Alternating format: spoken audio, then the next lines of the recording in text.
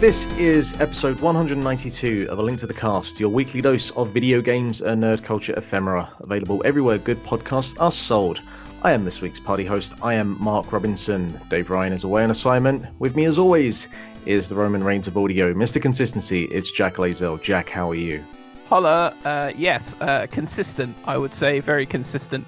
I've recovered from all of my pre-Christmas pneumonia ills, and I'm ready to sort of get back in the saddle of audio. We have us this week. This is kind of like a sort of season finale before we get back with Dave and get a new intro theme. But before all of that, we have to kind of finish off and finalize some of the stuff around Game of the Year, which requires a friend of the show and returning guest, Sean McGee, to basically bury all of our Game of the Year picks. Sean McGee, how are you?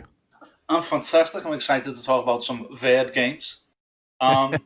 I'm thinking if this is the last thing of the year, this would then make this de facto the main event of 2020. I mean, this is the headliner. I am the headliner. I am the headliner once again. Sean McGee has brought his Money in the Bank briefcase, cashing in the main event. I'd like to cash in on Dave, but as always, I'm not allowed to be on the same show as Dave. So I'll have to catch him when I see him.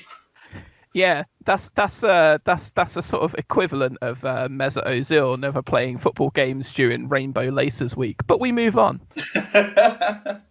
Do we just want to kind of dive into it? We've got like a bunch of other things we're going to talk about, but I feel like we really just need to kind of dive headfirst into any disagreements that you may have, or any kind of games that we didn't talk about, or maybe kind of like threw under the bus ourselves. Let's just dive straight into it, Sean. Our 2020 Game of the Year picks. What do you like? What you don't like? Let's do this now. Well, I feel like you've jumped the gun there, Mark, because there was a bigger travesty in 2019. I'm told that you didn't pick a best multiplayer game for that year. That is true. In fairness, like we're probably come 2021, probably not gonna have like multiplayer, the multiplayer category, because every year we have at max, I think, like maybe 5 nominations, and it's it's getting to the point where it's kind of slim pickings. Well, it doesn't matter, because in 2019 there was only one game that needed to be nominated. I'm pretty sure Barry gave Apex its due, and I think right. I know Dave is normally the host of this. I know Dave is the arbitrator of whatever it is, arbiter of Game of the Year. But I'm here to tell you right now that the official Link to the Cast multiplayer game of 2019 was Apex Legends. I mean, I have no issue with this. No, I have next year when I tune back in 2021, you best list off 2020 best multiplayer was fucking whatever it was. And now it's not going to be a category next year. I don't care. I want Dave to say it out of his own mouth. I believe we picked Fall Guys. Oh, right. Yes. This is my first beef about 2020. All right, here we go. All right. Fuck Fall Guys. Okay. It's awful. Why? Because it controls like shit. I like the jank. It controls like Gang Beasts, and Gang Beasts also terrible. Gang Beasts, what was that? Our multiplayer game of the year 2017. I know. Fuck you. So it's here's the thing, though. Like, I agree to some degree that the controls are quite similar, but I think for Gang Beasts, I'm more kind of accepting of the controls being like that, because there isn't that kind of Fall Guys. You could be 15 minutes into it, right? I mean, like round 4 now, and then get fucked over by the controls. Where with Gang Beasts, you don't quite have that that annoyance, that frustration that you've got to now go all the way back and then get back to where you were in like round 4, round 5, or get fucked over trying to grab the crown at the last minute. Like, I think I'm more accepting it in Gang Beasts, but one of the main gripes I've had with Fall Guys is that I do agree that the controls could be a little bit more, a little less chaotic. So I agree with you on that one. My beef with it is it's a wasted opportunity. Imagine, like, I know we're about to talk about an exceptionally high bar, but imagine Fall Guys if it controlled like Mario. Just control like a 3D Mario, but in the exact same scenario. It would be fun to play. You would have the same silliness. You'd have the same 2 songs all the way fucking through. It would be so much better. And the only thing about it is, I know they made it play like that on purpose. They were aiming for that.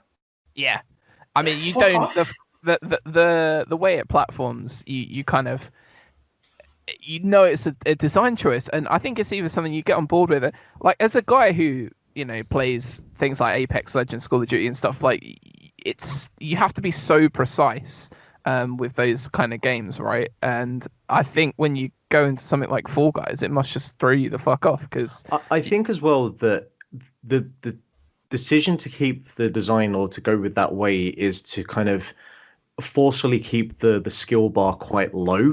Because obviously Fall Guys is very much a casual game, and I don't think that works, because I think with it being such a shitty control method, you've really got to do well to master how crap it is. Whereas if you had a Mario who could jump that little bit further or move that little bit better, I think less skilled players wouldn't be fighting the controls as much. Yeah, but then really skilled players would be. I mean, if you had then you get into the age-old skills-based matchmaking kind of debate, right? Where do you have it like leveled and like how I like skills-based matchmaking. Yeah, I do as well, but like it's a constant war with like the Call of Duty fan base, I know for a fact, and there's Activision are always like denying that there's skills-based matchmaking and stuff like that, whereas some games do it and other games don't. And I think that it's a nice way to remove the skills-based matchmaking argument, because you're always going to get people that do master the jank and can figure it out, and like as we've seen from like people doing speed runs and stuff on games that you wouldn't even imagine being able to master to that degree. Like someone's always going to figure out how to play it way better than someone else, but I think the jank just gives everyone a fighting chance, and I like that. But I completely understand why Mark has issues with it, and Sean obviously clearly it's enough to just throw you off it completely. I tried playing it again last Saturday. Like I sat down with the family, like, okay, let's all have a game of Fall Guys, and it's like I really want to, like, I really think it's an interesting idea, and I'd love Takeshi's Castle. But like after 2 goals, I was like, fuck off. I should have made that jump. I should have. It didn't look as. Fuck, I just fucking hate it. I don't even want to finish that thought. Is the main issue that the game doesn't have enough Craig Charles? This is it. I not think... scouts enough is a complaint I have about most games. And I think what I'm hearing from Sean is that because of everything else about it, it's more annoying to him that he doesn't like the way it handles, because it's something that he should like and wants to like. I pre-ordered it. I was so excited for it. Yeah. I mean, fair enough. I think you probably have support from Mark. But look, at the end of the day, I voted for Warzone because I genuinely just think, like, as much as I love Fall Guys and had a great time with it, like, it was a better multiplayer game, and that one went to the people's vote, and the people chose Fall Guys, the people that listen to the podcast. So you got to respect the people's vote on that one when it's a tiebreaker. I won't. So yeah, I won't respect the people. But so would you have gone Warzone for last year? Would that have been your choice? I do like Warzone. I had a weird one with Warzone because Barry and I had a couple of sentence debate about it earlier last year. I thought Warzone was really slow feeling. Right. And he was like, no, don't listen to Sean, it's not. I think someone else had asked us about it, and he immediately dismissed my opinion. But when you play normal Modern Warfare in the little maps, it's so fast, it's so quick, it's so kinetic. It feels snappier, yeah. I agree. And then when you get to Warzone and you're out in the middle of nowhere and you're running around for ages, it's nowhere near as bad as PUBG. But it doesn't feel as fast as Apex Legends does. I think the encounters in Apex Legends are... You meet other people a lot quicker in that. So I quite like Warzone, but because I like Apex Legends so much, it's difficult for me to play because I don't like that downtime between engagements. Sure. But I still think it's a really good game. I did enjoy playing it quite a bit. Well, you've got the list in front of you. What do you think you would have gone for out of the remaining options? I always think that it was going to come down to Warzone and Fall Guys anyway. Yeah, I think Warzone, because he wasn't much out last year, was he? And Super Mario 35 was kind of a disappointment, I think, for a lot of people. I never played it in the end. I thought about it and I just never got around to it, and I didn't feel like I was missing out.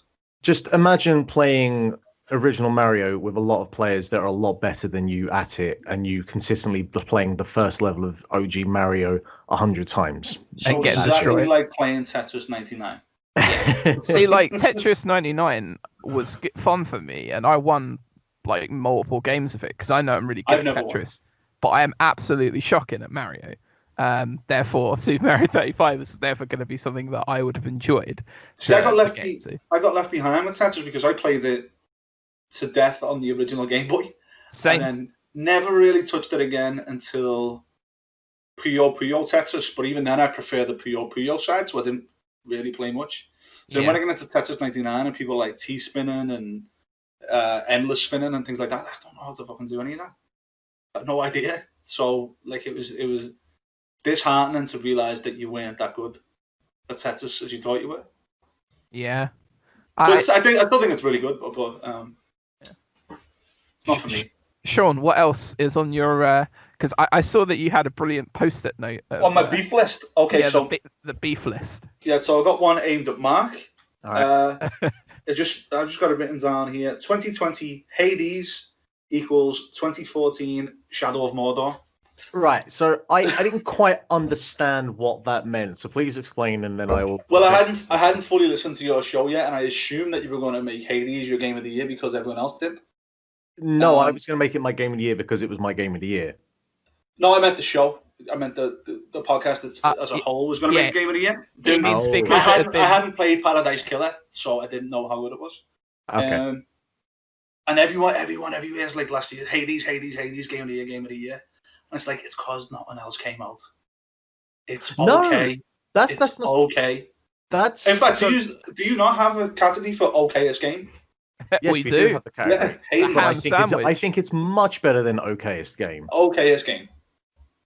So I had a fair number of games that I was, because some people have said that they think that last year was kind of lacking or quite light for genuine like excellent games, and I don't think that's entirely true. Like I think that between my personal choice of Hades, I mean Ori and the Will and the Wisp, I went back and forth on a couple of times, and I think I don't know if it was partially just because it was February that I played it, and maybe if I'd played it a little later in the year. But I still think that game is like a genuinely excellent Metroidvania. I think Ghost Runner is fucking dope, and Barry is out to lunch on Ghost Runner. In fact, you all are out to lunch on Ghost Runner, but it's just because you all need to get good. So I accept that. And Paradise Killer is I kind of figured that was going to end up winning our game of the year just in terms of like a general consensus. But no, Hades is a fucking excellent roguelite and ticks all of the boxes for the things I kind of want in that. But I get, if you really like Dead Cells, I can see, because of like how kind of like more dynamic and fast paced and kind of action based Dead Cells is, I can see coming from Dead Cells to Hades, because that's what I literally did. I can see how Dead Cells is sort of more immediate, and it did take me a good number of hours, as tends to be the case with roguelites. It took me a good number of hours to kind of fully like click on with Hades and what that game is. Right, I've not completed the run of Hades, but I've got to what I assume is the last level with all the poison. Yes, that is. You come in the dog's stare, and then you got to run the other way, right? Yeah. And this is how I realized that I didn't like Hades that much, really. I was playing it on two different PCs, and I went to the living room PC and I went to have a go at Hades, and it came up, do you want your cloud save or your local save? And I thought, well, I've played this one more recently, so I'll have the local save. And it turned out I hadn't, and I deleted something like 6 hours of Hades. So I had gone from having just reached the last level, unlocked all the weapons, to having only unlocked one weapon, and I think I beat a Fury, something like that. I went to play it, and I was like, you know what? I don't fucking want to. Like, nothing I played of that first few hours is good enough for me to sit and play another 5 hours of this. And I've played Dead Cells on, I think, Steam, Epic, and I think maybe it was on Xbox, Game Pass. And I've started from the beginning and played most of the way through on all of them. Enjoyed the hell out of it. And I get why people are like, oh, Hades, it's the story. It progresses and you're going to finish it 10 times, whatever. That's because there's fucking nothing in that game, really. There's not that much variety to the levels. Much. So you got 4 areas? First area, fire area. That is one thing. Elysium, and then the last one. Yeah, and I'll agree with you there that in terms of like the level layouts, like there is a little procedural generation within those levels, but yeah, when compared to Dead Cells, which has what like 9, 10 different sort of Yeah, biodomes, and I it, that I agree with. Yeah. I actually think. within all due, sorry, Go on. not with Jack. No, so I actually think what you've just hit on there, Sean, is a great acid test as to whether you think a game is good or not. Like, if you play a game for like 3 or 4 hours and then some terrible thing happens and your save is deleted, you know whether the game is good if you can be asked to go back from the start and play again up to the point that you're at, or if that gets deleted, you're like, no, I'm good, and you can move on with your life. Because you know, if you move on with your life, then you probably haven't enjoyed the game that much. Whereas if you're going to go back and hack through it again, so I had an that's issue. quite a good idea. I had an issue with my PS3 where everything on it was. I had to reformat it. There was something on the hard drive, and I had to get rid of it. And I lost a 150-hour Skyrim save, so I immediately started a 300-hour Skyrim save. Like, that's how much I like that game. And Hades, I couldn't even be bothered. Like, I got to the Fury and I was like, I don't know if I've beat it. Oh no, I don't like those other Furies. I have to do that again. Oh, fuck off. Just fuck off. I didn't want to do it because it wasn't. I hadn't been rewarded enough, even though I'd got all that distance. And it was so mundane compared to Dead Cells. I think it might be the lack of weapon variety. I know you get all the different boons. Yeah. But even then, just because the colour coming off the attack might be a bit different because one's from Poseidon, one's from Ares, or whatever the hell else it is, it's still the same attack. It still feels the same when I do it. Whereas, well, that's like, so you've got the rocket launcher or whatever it's called, and you've got the boon that sort of changes how that weapon works. So depending on like the boon that you pick, you can have it where it acts like a grenade launcher, or it acts like, you know, straight up like straight firing rocket launcher. I'll be honest, I've not played with that weapon very much. Yeah, so I mean that's kind of one example because there's a specific boon that does sort of change the dynamics of how the weapon works.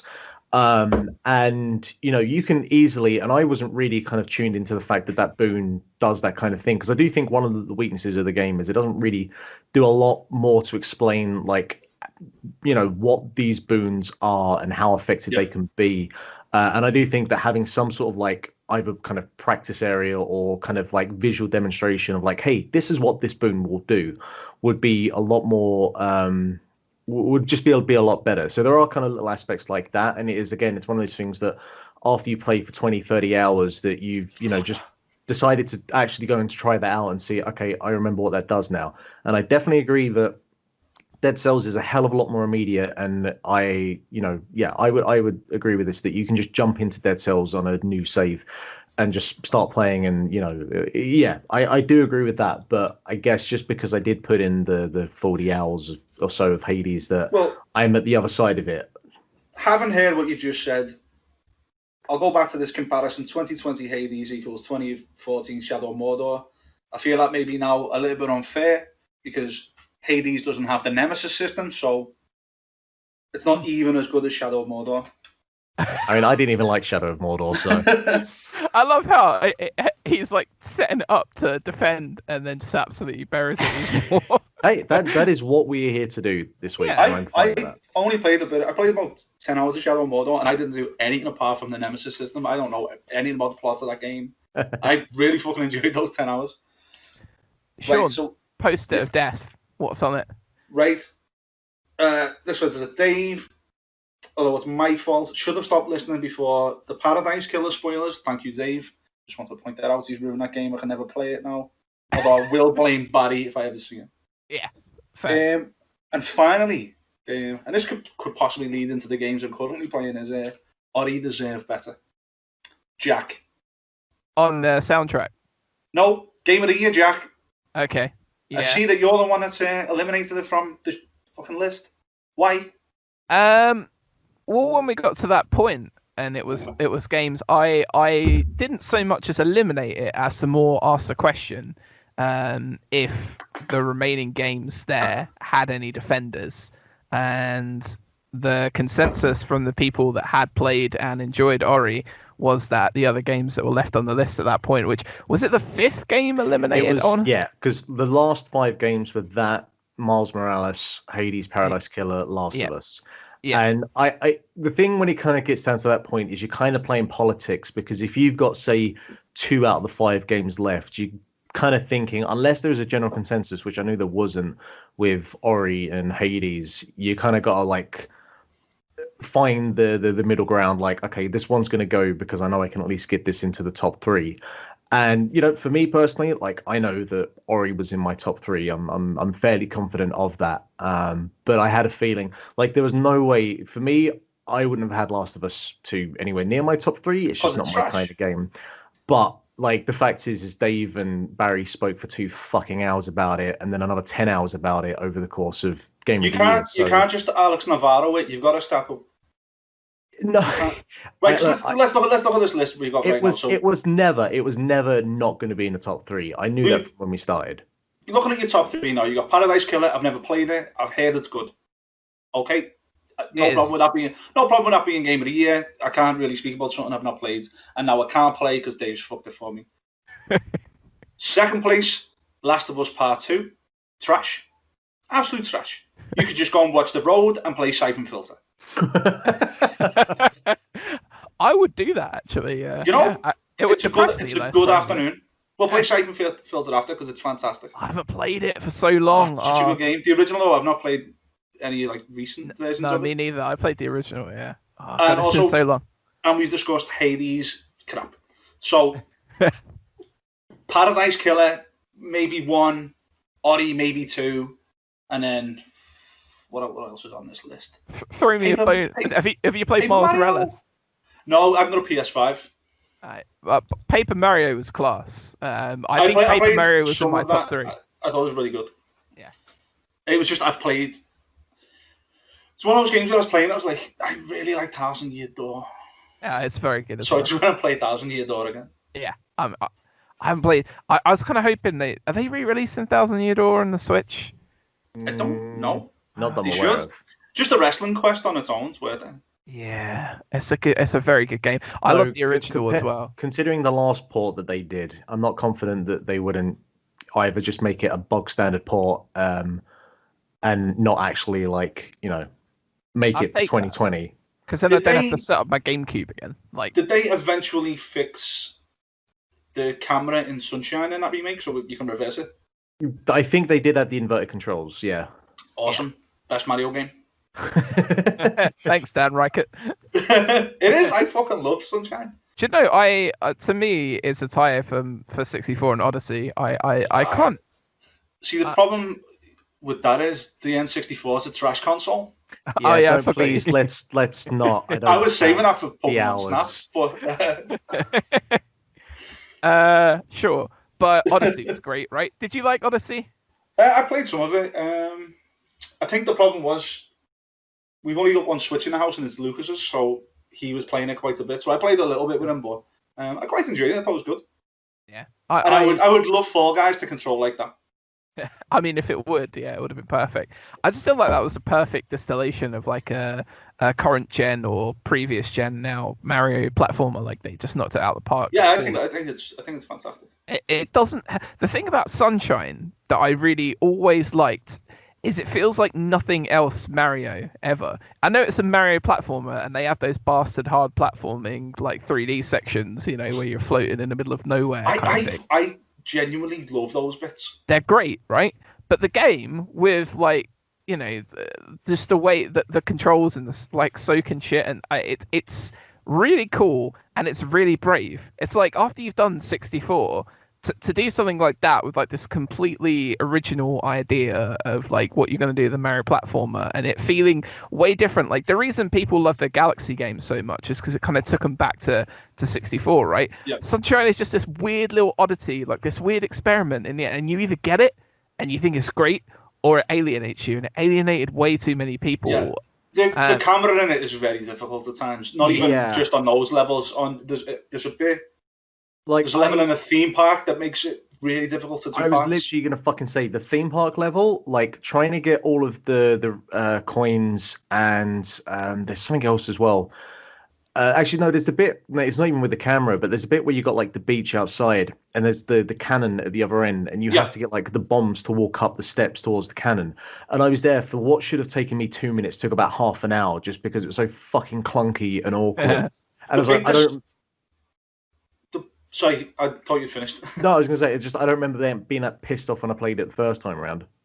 The only real problem with that remake, because I don't mind them re-releasing those games, like just without doing much to them. But having seen the Wind Waker remake on Wii U, was it? Yeah. In that remake, they did a little bit of graphical work, not too much, but they just brightened everything up. Everything was a little bit lighter. Maybe there was a little bit too much bloom or whatever. And I would really have liked to have seen Sunshine have that, because I've gone back to play that in the last year or so, and it's really fucking great. Like it's the palette's not as bright as I remember it being. I think maybe it's because it's gone from CRT to HDTV or whatever, but it doesn't pop.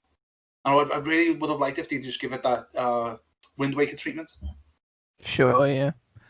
Yeah, that was my main disappointment with that collection, is that they just didn't really do a lot with any of the games. Like, 64 looked shinier, but other than that, it was just a sort of ROM that someone had cleaned up a bit. Like, I would have probably preferred if they'd literally just done like a straight port and nothing else, but they had like the temerity to add like, oh, here you can play songs in the menu as well, as like this just kind of little like small gesture of, hey, we did something, we gave you something extra. Like there's no like, I don't know, you sometimes these things you get like a museum that has different artwork or models or whatever, but that was it. That was like the other than updating some of the UI, like that was they did such a minimal amount of effort. It's like I'd rather you just done fuck all and just kind of done the straight port, or actually put the time and the hours in. But hey, if I was on a long train journey on the way back from somewhere like Liverpool or Newcastle or whatever, going to watch my shocking football team, I would be tempted to just open that menu though and just put the Dire Dire Docks music on and just drift off to a nice little sleep, heading back into Euston or King's Cross or wherever it may be. I think that I'd quite enjoy that. I could also just fucking boot it up on YouTube and not spend 50 quid. Yeah. Nah, I like it. I've got like a £200 thing and a 50 quid game just so I can listen to something I got on YouTube. So we're in agreement then. It was a little bit disappointing. So, Game of the Year, Ori with the Wisps. Number 2, Mario Sunshine. And number 3, Paradise Killer. Yeah, we've fixed that. That's done. I'll make sure if Dave doesn't listen to the show, I'll make sure he's made aware of this for next year. I feel like you should just change it in the order on the document and just see if he notices when he's reading it out. 2021's Game of the Year. And last year was Mario Sunshine. Crosses over. He's like, Ori Sunshine. Yep, sure. And Paradise Killer. I remember that one. Yeah. I'm excited for best multiplayer being Double Dash. Oh, in fairness, Double Dash is the best multiplayer game. Oh, I love Double Dash. It's the absolute best.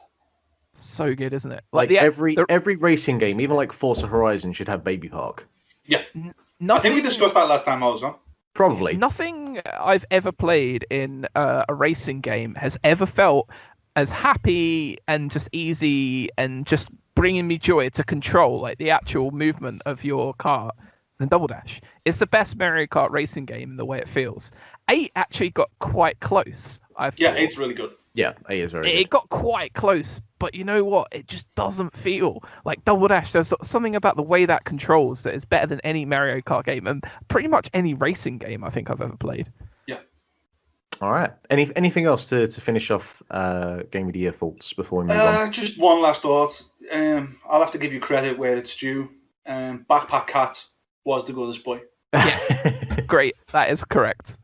Yeah, I was kind of like resolute with myself that I was going to go with either Cerberus or the Eagle, but like Jack made an impression argument, and even from the pictures, I was like, you know what, it must be Backpack Cat. And I've not played that game, but I've seen that cat. That's the best. I've not played that game, and he's just an absolute lad. He's just chilling in your backpack. You're swinging around. Every now and then, he just pops his head out and looks around. And the best part is when you do the special move, like the special, web down, finishing move, slam down, he jumps out of the backpack and does the same, almost X Factor wrestling move, finishing, slamming someone's head into the pavement behind you on no Wait, when one. you say X Pac, you mean like the X Pac? X-Pac, yeah. Yes. So like Oh, it's even better. there's a finishing move where you like web someone's hand, or like someone's leg down, and then slam their head down on the concrete.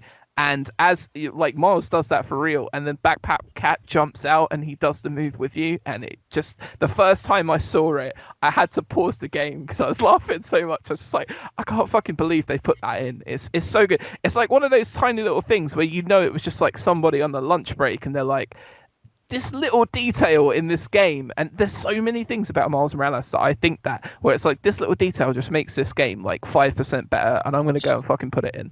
So what I'm hearing is 2020's most influential wrestler, X-Pac. I'll put that on the document. I think so. Yeah.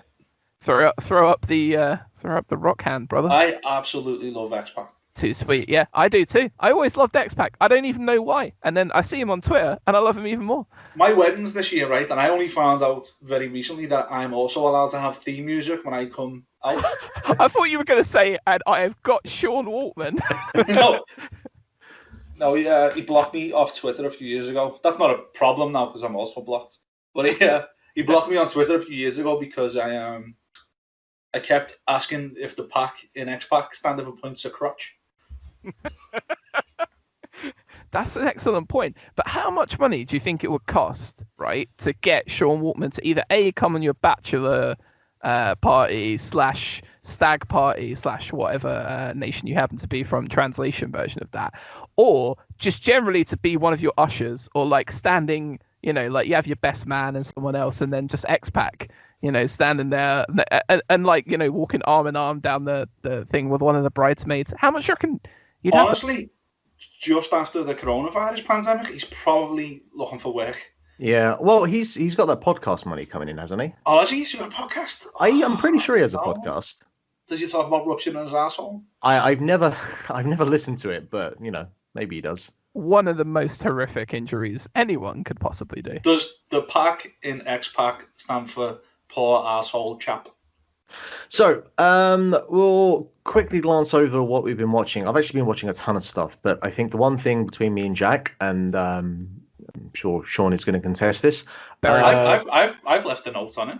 Yeah, I can see. I left a counter note on it. Jack, we've both watched the first 2 episodes of WandaVision, and from what I understand in what we've been talking about in our DMs, that we quite like it. What? Yeah, I like.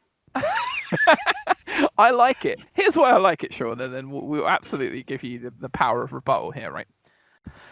I think it's a really before I say what I like about it, I think the potential negative that I can see with it is that they only release 2 episodes at once, right? So they've released the 50s and 60s, because it's kind of like so far a sitcom pastiche, right?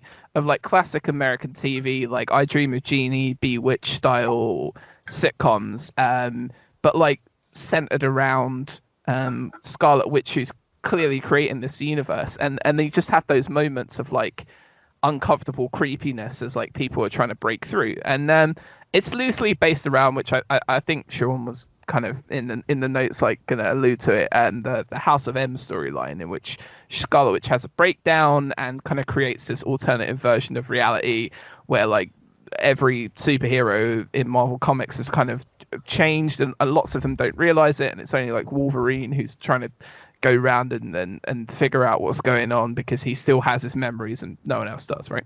So can I just quickly, it's not that Wolverine still has his memories, it's a little girl called Layla Miller who Scarlet Witch is created as a sort of like, as a way to diffuse herself. She wakes up the memories in other people. Continue, sorry. Yes. I couldn't let that go. No, I would have corrected me as well. I fucking love Layla Miller. You will have to forgive me that like it has been a long time since I read that, and I very much enjoyed reading it at the time, but like my it's kind of lost the time really. Yeah. But that's the thing that Marvel have done with a lot of classic storylines of comics, right? Civil War doesn't follow stringently Civil War from the comics, and there's so many things like but they've taken sort of inspiration from, but haven't tried to follow. And this is clearly taking inspiration from House of M, but isn't. I really like it. I like the sort of the silliness of the sitcom pastiches mixed in with the almost Lynchian like moments of weirdness, like in the first episode, spoilers, but in the first episode, when his boss comes over and he's asking Wanda and Vision like how they met, and they can't answer it, and then he like almost chokes, and everyone's just staring, and it's unsettling. Or like the second episode where the sword agent covered in bees weirdly, which made me think of Little Nicky and covering him with Wrinkler and bees, sort of breaks through the manhole cover in the road and stuff, and it just trips out, and she like does this weird like reversal of time thing, and then at the end of each episode you're seeing there's like a sword agent, whoever it may be, watching all of this, and I just think it's a really interesting idea. And it's negative in the way that you watch those first two episodes, and if you don't really know much about House of M or what Scarlet Witch's powers are, or aren't really interested and have much of a memory of classic American sitcoms, you're probably watching that thinking, what the fuck is this? Because it is unlike anything tonally Marvel have done up to this point. I feel like that was obviously an obvious concern of the producers as well, because of the way that the trailer gives so much additional information. Like the fact that you see anything that's in color, that you see them in modern times. Like, I really would have wished that they would have just had, maybe the first two episodes, because you can kind of get away with it being in black and white. I wish that they'd have only had that, and maybe one tiny kind of little thing that gives you the impression that there's something more to then what is going on. But I feel that the producers had that exact same concern because of the way the trailer just gives so much information.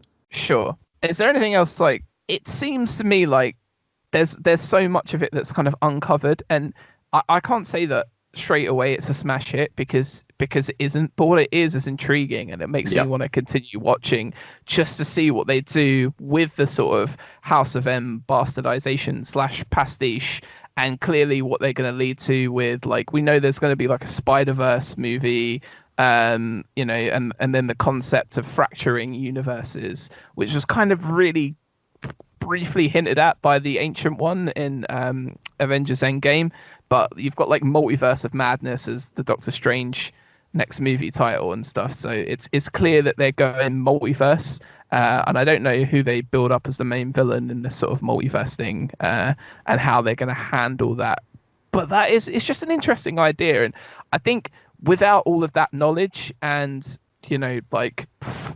understanding of what's going on, it would seem fucked up. And I'm going to turf it over to Sean and let him tell me why I'm out of my mind.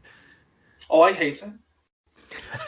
What did you hate about it? You can have an intriguing idea that will go places, and you can have all the biggest, grandest ideas in the world that you want. But if you execute it this poorly, it doesn't matter. I turned it off after 10 minutes, right? Okay. I'm a huge Marvel fan.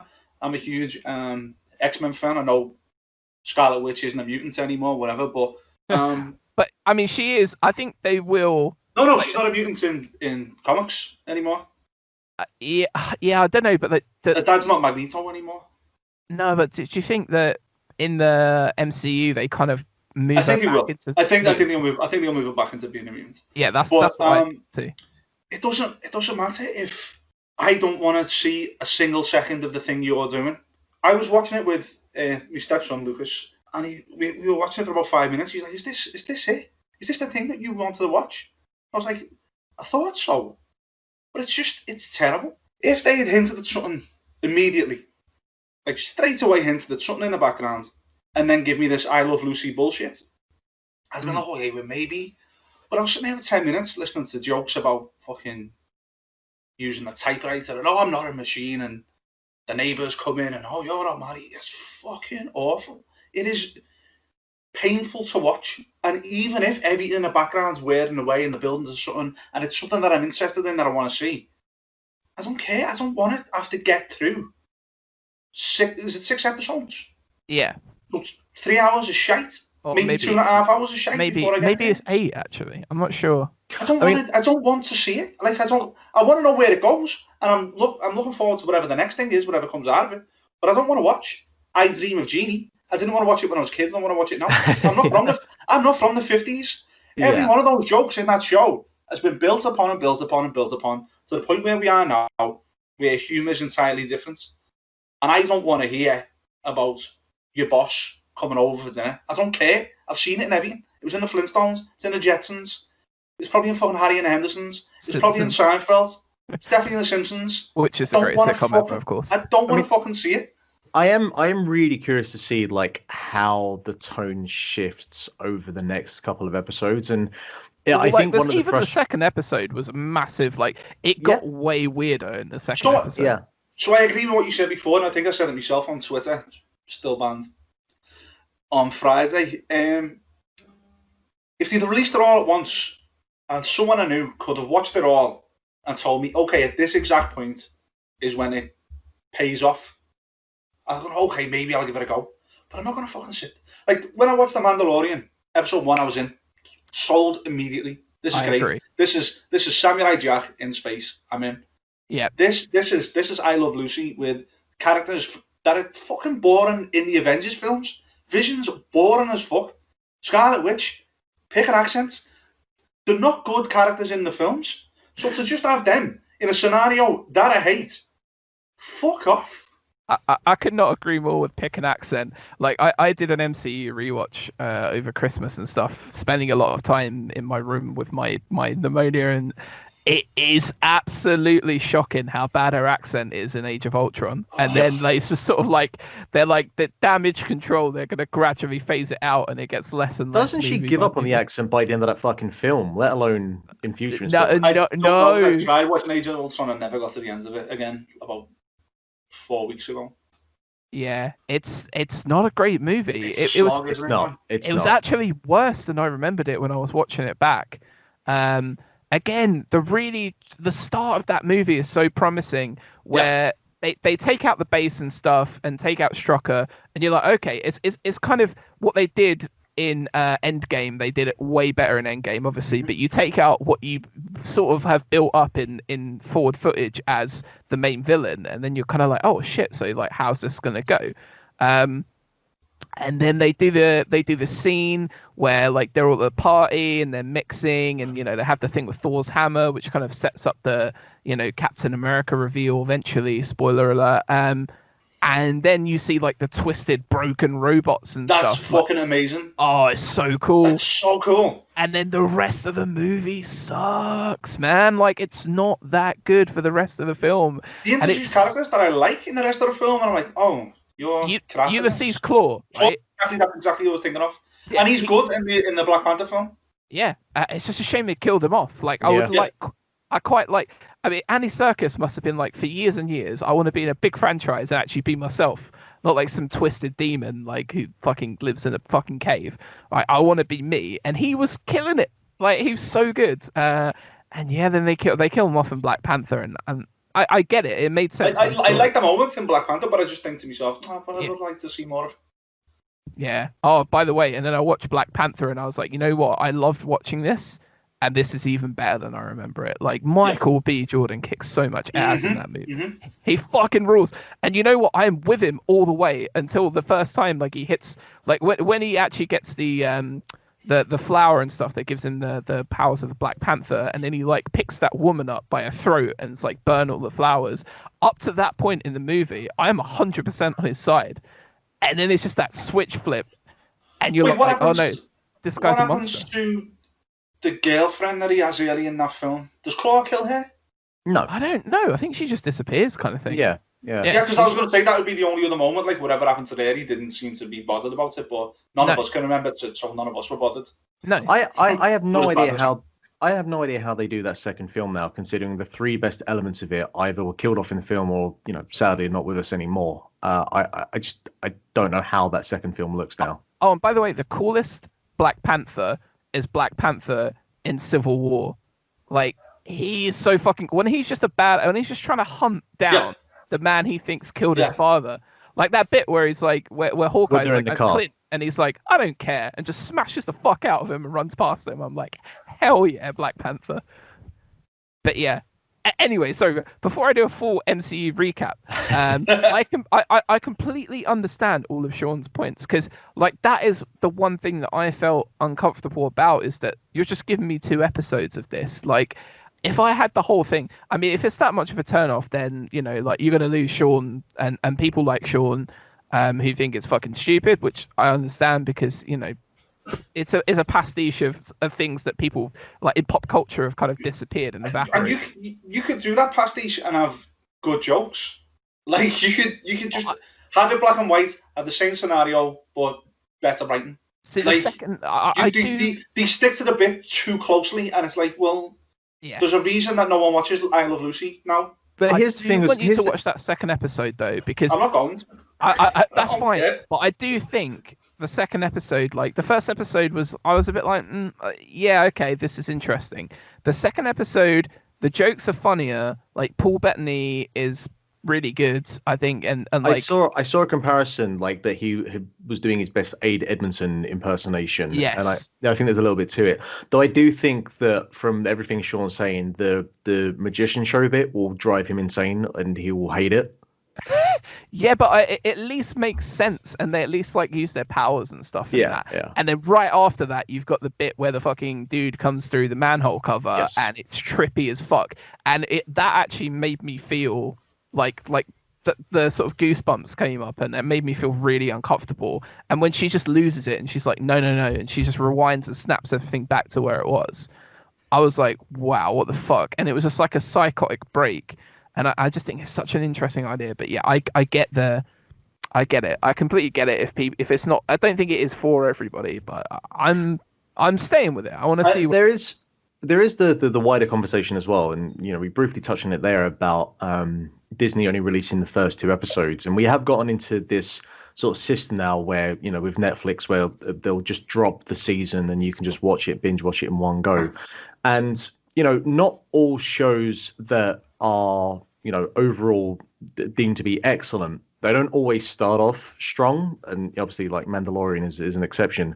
But even for like me, I love Cowboy Bebop, but even I'll be the first to say that thing doesn't start is a bit slow to start with, and gets better as it goes on. Community, I think Community took me. Community's a great example, actually. 4 or 5 episodes before I started liking it.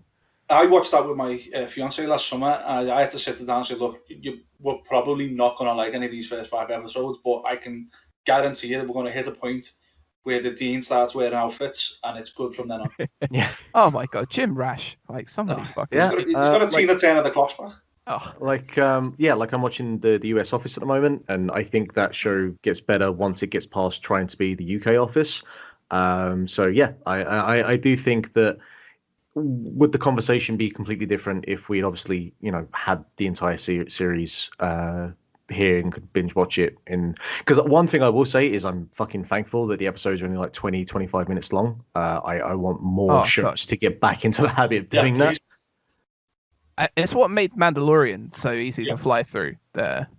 And it makes you appreciate when you get a Mandalorian episode, it's like 45 minutes, you're like, shit's going down. This is fucking, oh, I'm into this. And that was I was just going to say, like you talk about the release schedule, Mark, with Mandalorian, and they were doing that weekly drop thing. Like I was fucking gagging for the next episode by it, and I was like, that last episode where I knew something was going to go down, and it delivered even way more than I thought it would, without giving too many spoilers away.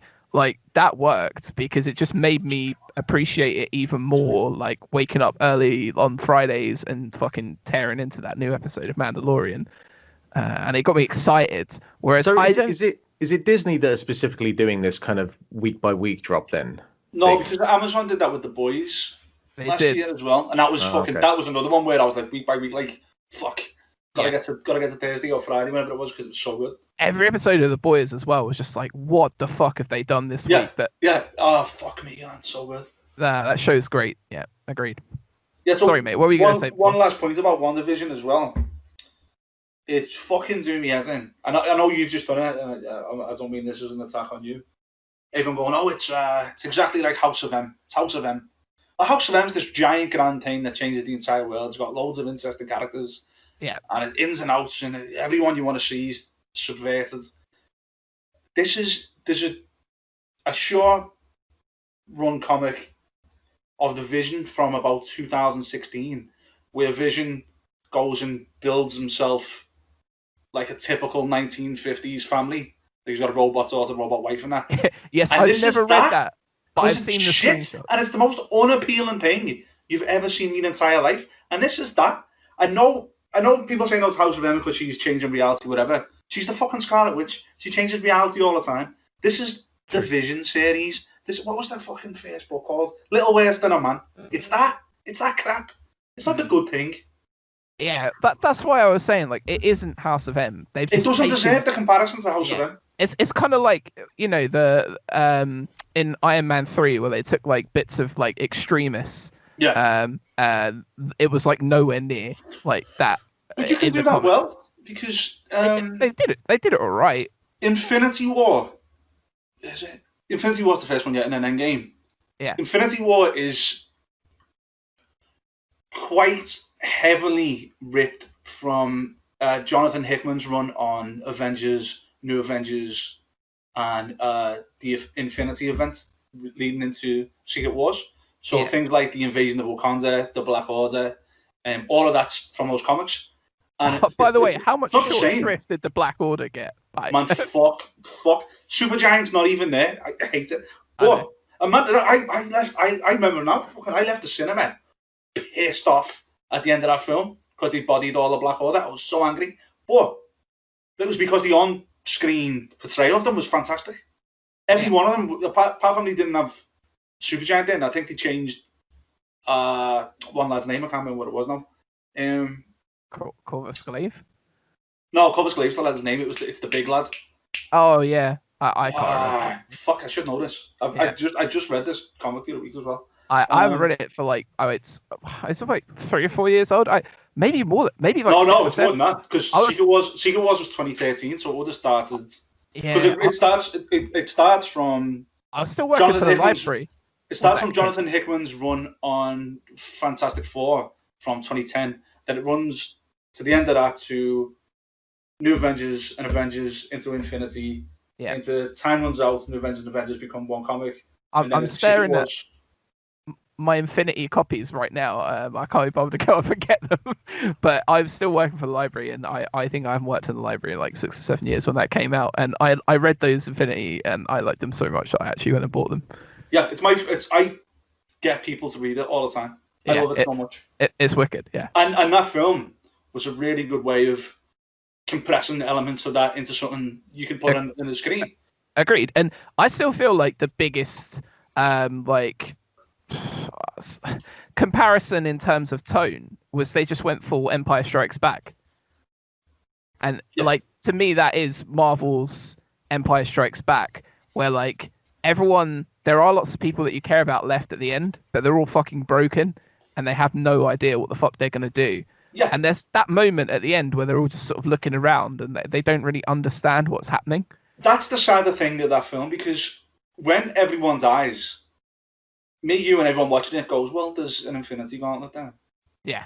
So you can bring them back in this film. Like, there's no way in the world you're not making Spider-Man 2. But Tony Stark doesn't know that he can bring Peter back. And that's the real tragedy and the real sadness is just how they have to react to it. And like, they have that support group in the next film. Oh, it's really fucking good, man. My favourite subtle moment that not many people talk about in Endgame is like Tony. They've come to Tony and they were like, you know, we could do this, and he's like, no, fuck off, you know, because he's worried about losing his daughter and everything going wrong, and he's like doing a washing up, and the kind of little nozzle thing gets away from him and splashes water, and it splashes water on that picture of him and Peter that they took, like when he first met him, and he just holds that picture, he just looks at it. And it's just like Robert Downey Jr. just does this like subtle like thing where he just catches himself, where you can just see him going into like this real sadness, and then there's like a light flip, and he's like, you know what, I actually should try and do something about this. And that is, it just stuff like that is so good. Like the way they convey the emotions of it, it's incredible. And there's none of that in WandaVision. None of it at all. Not yet. Not yet. I'm giving it time. I'm gonna give it time. Right. The problem we've got now is that I can't ask either of you to let me know when it gets good because you already think it's good, so you're out of your minds. I think it's intriguing. I didn't say I think it's good yet. If I'm gonna give the first 2 episodes a grade, it's gonna be like 6.5 for the first one and maybe 7 for the second one. Like it's not. It's not what I would say is very good yet, but I would say that it's interesting. a good setup to keep me invested to see what happens next. Yeah, And like I if think a they lot of don't that pay happens off. out of episode 2, and I Right. think that's where a lot of your issue currently resides in that you haven't Right, watched well- episode 2. What I will say is then I hope you don't waste your times. Well, that's very kind of you. Thank you very Thanks, much. Sean. I appreciate that, man. I will quickly say before we move on to games, other things that I think that are good. I watched the new Pixar film Soul. It's great. And I think it's fucking tremendous. I think it's it is the film that has made me cry the most since the last Pixar film, which made me do that, which was Coco, which I don't think I can watch again because Coco's heartbreaking. oh my mate. god, Coco, So hard just to watch. Right, kills me. can I just tell you? I saw I think it was on Twitter the best description of Soul. So someone says it was like it's a list of Pixar ideas, and they go, okay, cars. What if cars had feelings? Yeah. Toy Story. What if toys had feelings? And then it was Inside. Is that what's called Inside? What Inside if Out. Yeah, Inside Out. What if feelings had feelings? And then Soul. What if black people had feelings? I was like, it did take them some time to get some black people in a film. Yeah, that was Yeah. actually one of the first kind of notable things was like, and it's bad that I thought this, but it is just a case like, hey, this is a film that is kind of predominantly like black people throughout. I did see one of the kind of major critiques is that at the end of the day, this is just a black guy helping a white girl out of her issues because the other kind of main part of the film is voiced by Tina Fey. And there is a little bit of that. Yeah, but that little girl's blue and also hasn't been born yet. So that is true. That is true. I guess there is that, depending on how kind of deep you want to look into it. But yeah, it's Jamie Foxx. He plays. I can't actually remember the guy's name now, but he plays he's a sort of failed jazz musician who's taken the part. He's a part-time music teacher. But he's offered this kind of full-time job, but he doesn't want to take it because, he still has these dreams of being a jazz pianist. And he gets this kind of dream gig, but then he unfortunately dies. And then the rest of the film from there is about him, trying to get back into his body on Earth. And there's this whole thing about the great beyond, but they also do this whole kind of bit about what's the great before and, the kind of the birth of the soul and it making its way down to Earth to become like a human. And there's a lot of, kind of a lot of philosophy and existentialism going on, and then Richard Ayoade, I can never pronounce his name. Richard Ayoade, who regardless of what he's in, he is Richard Ayoade. His voice is just so distinct, and you put him in anything, and I'll enjoy it. And yeah, just it's a very it's a pretty powerful film I found, and also kind of like. It's one of those films I think that was not, I'm going to say necessary for 2020, but I think it's a film that if 2020 like hit you hard, it is the kind of film to watch to try and kind of spark a little hope, I guess. I don't know. I came away from that film just kind of feeling a bit better about life, I guess. Yeah, I thought it was a really, really good film. Yeah, I watched that on New Year's Eve. I was like, oh yeah, this is a really sweet way to end a fucking shitty year. One question I will have for you though, Mark, is how did Graham Norton get cast in that film? I have no idea. Like, what was the process? Like, who suggested That is it? unusual. Do you think I didn't even they came realize across it was Richard Graham Norton until Ayoade afterwards. being interviewed on Graham Norton, and they were like, "We like this Let's get them Ayoade both. guy. Let's get this guy interview him as well. He's pretty good." Yeah, I just when I saw Graham Norton like appear in the credits, I was like, what? We picked up on it. Well, my partner picked up on it for stage. I was like, I fucking know that fella. I know that. It's like it's Graham Norton. It's like no, straight to IMDb. It's like wow, what is he doing there? What is this? That's But a good point. I just can't understand. Like,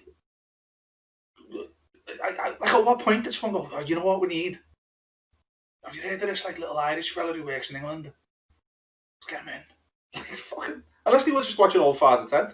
Do you know the weirdest one to me is the first like big American movie I saw Rich Diawadi in when he was like, is it The Watch, where it's like a bunch of the sort of like frat pack dudes and Richard Diawadi, and you're like, what? You look at the poster and it's like everyone you would sort of expect from that sort of, like era of American comedy, and Richard Diawadi. But at least he's an actor. Yeah, true. Like he probably got representation over in America trying to find him acting work. I'm actually annoyed that you mentioned the Graham Norton Father Ted thing before me, which is a show written by Arthur Matthews and no one else. Yeah, no one else. No one else. But I'm also curious about. Have they found out who wrote Harry Potter yet? No. No, I think it was just like on ancient text that was kind of passed down from generation to generation. Anti-Semitic text. I'm also curious about like the logistics of how they got, like, did they fly Graham Norton into California to record the bits there, or like Do you want me to get his travel? I'm gonna get his agent on the phone and explain. Because that's the thing. Anytime anything is made now, like post the start of COVID, my first thing is like, okay, how the hell was this recorded? Like, what was the logistics of it getting kind of made together? So Sarah Chalk, who is I love Sarah Chalk so much. Oh, she's fucking brilliant. She's Beth in Rick and Morty, and you would also know her from How I Met Your Mother and most prominently Scrubs, right? But she was talking about how she's basically built like a home studio essentially since the start of COVID, because obviously she's still like Rick and Morty agreed to some ridiculous episode deals. Yeah, but this is Graham Norton. Yeah, but Graham Norton has his own studio booth. Well, of course he does. There's a third thing here. Sarah Chalk was in How I Met Your Mother. Yeah. What? She was basically Ted's main love interest for like a season and a half. When it was still good, and then it fell off a cliff, and then it had the worst ending of any television show ever. Let me tell you about The Sopranos. No, you see, I've only just finished watching it. See, but The Sopranos, they leave it open-ended. Yeah, fuck off. Right? Okay. Fuck off. Don't tell me a story and don't tell me the end. Don't tell me a story and not tell me the end. Oh, you can make it out yourself. Though? You can make it out yourself. Fuck off. You told me a story and didn't tell me the end. I saw a movie the other day, and seriously, I've never been more pissed off by the end of a movie, right? It's called The Pledge. It's got Jack Nicholson in it, right? Does he pledge? He fucking pledges, man. He's a pledge, right? He's trying to catch this child murderer, right? And do you guys mind if I spoil this movie? Yeah, go ahead. Yeah, go for it. Right. Okay. So what happens is the fucking person who's the child murderer, but while he's still trying to catch him, he sets up this snare that involves his friend's little kid, which is so messed up, right? And he shouldn't use her as a snare, but you're thinking, well, it's a movie, so he's doing this and it's probably going to work out. No, what actually happens is the child murderer dies in a car crash. His missus that he's with fucking says, how can you do that with my kids? I'm breaking up with you. And at the end of the movie, he's just drunk on a bench and he's like, I bet that person's still out there. I'm like, I'm sat there like gobsmacked, like for like 80 odd minutes. I'm like, this is a great movie. And then that happens, and I'm like, what? Sorry, how long was that film? It's like an hour and a half. Like right, so average episode length of The Sopranos is 45. I hear what you're saying. And there's fucking 70 of them, or maybe 100. My point, Sean, is like, what's worse, right? And How I Met Your Mother, there's even more than The Sopranos.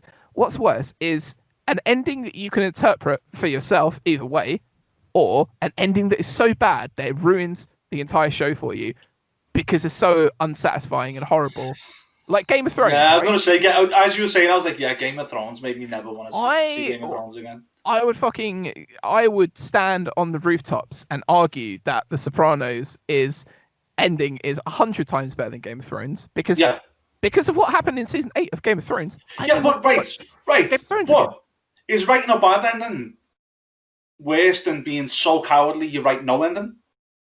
Yes, but it's a choice. The difference is there's it's a choice. It's a choice. It's a fucking bad choice. Tell me what happens.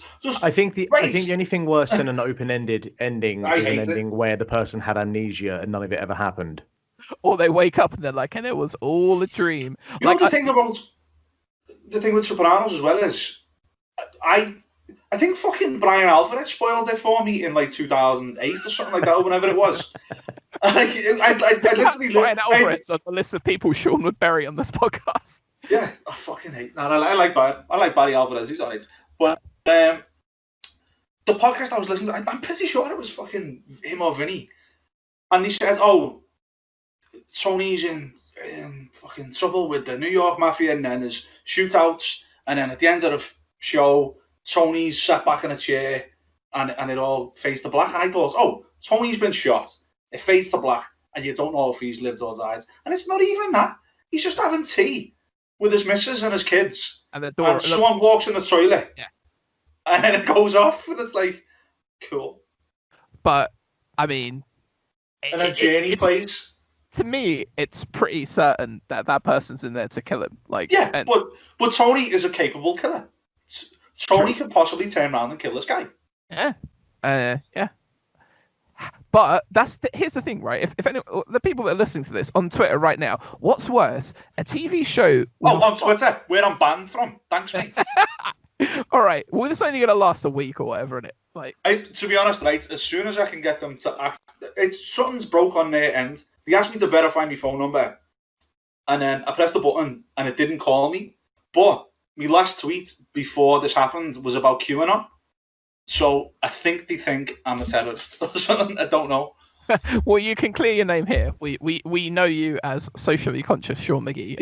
Did you not storm the Capitol a week or two prior? Yes. You know the FBI will be all over us. Come on. No, wait, no. Did I fuck? I can't even joke about it because they're all right-wing Nazi weirdos. I did not. I was like, oh, it'd be fun to play along. I was like, oh, wait, no, because you're then sort of associating yourself with, like, the worst people on earth. Only if it gets some extra listens for the podcast, I'll take it. No, don't do it, man. Don't Alex Jones it. All right, okay. Sex dust in a different name. I have no fucking, like, zinc tablets to sell, right? We're fine here.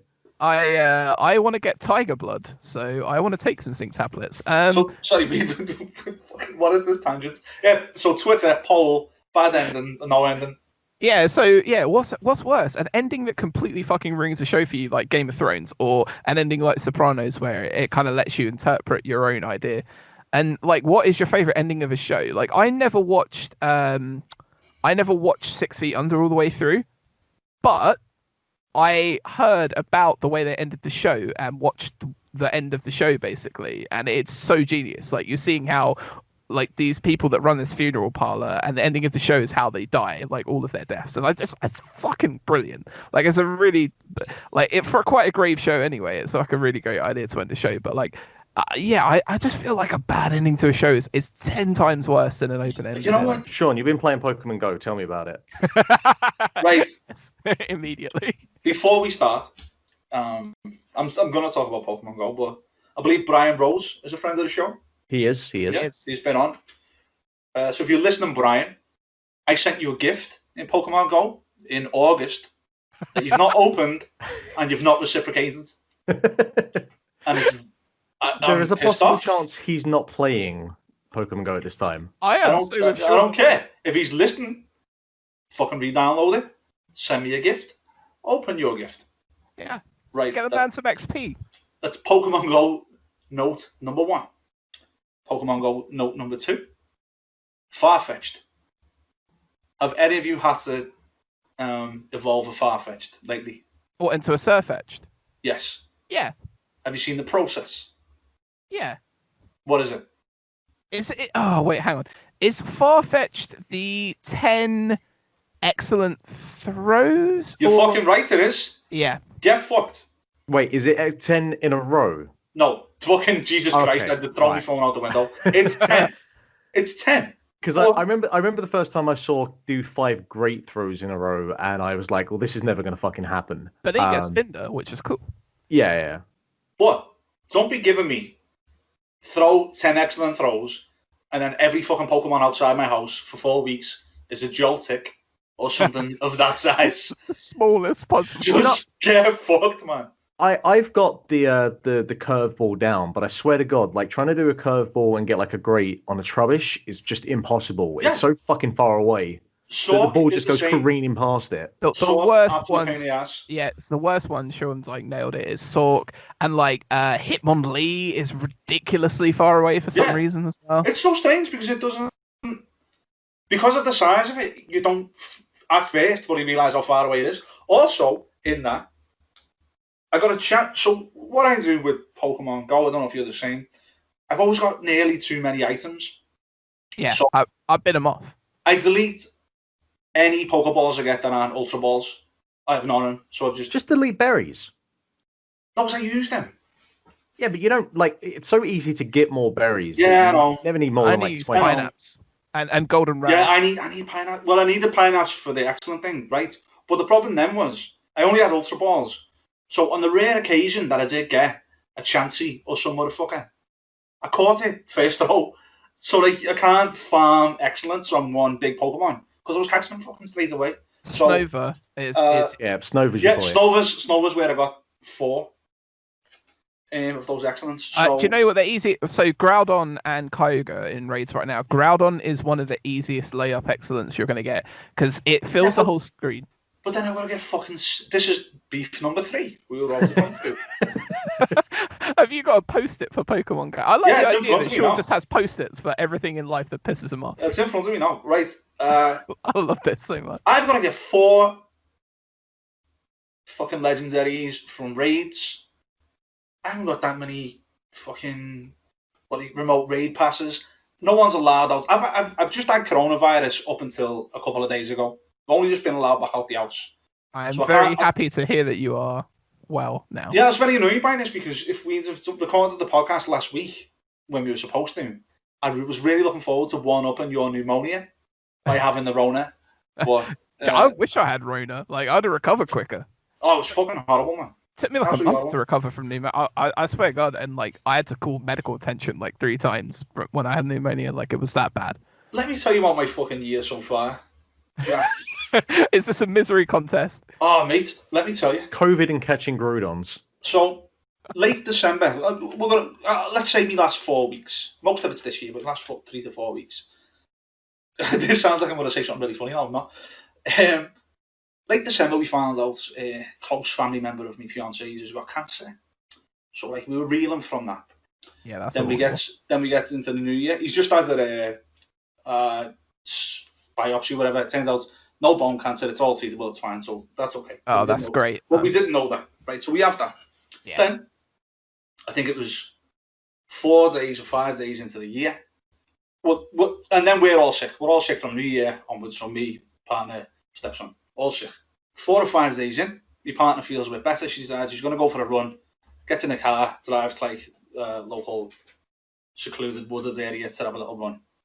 Ice on the road. She crashes the car, writes off my car. Oh man. I've only got third party fire and theft, so I don't have a car anymore. I've got no money to buy a new car. Right. Then, 2 days after that, my fiance gets made redundant.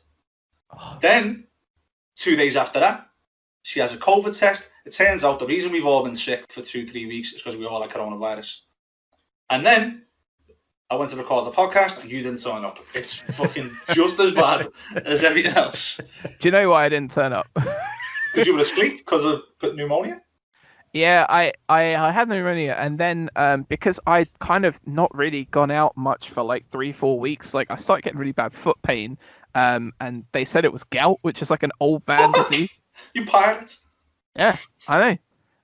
Because they were like, you know, when you're recovering from long illnesses and stuff, it's possible to get it. And I was like, oh, great. So gout. And then I come from like a really difficult counseling appointment without going into too much detail there. Okay. And I just had literally nothing. I like my lungs hurt, my feet hurt, my soul hurt. And I just got into bed and I don't even remember making the decision to nap or anything. That was me for about 10 hours. So I'm very sorry about that. That's okay. Right. If we think we've got it bad, Mark's been struggling with his computer course.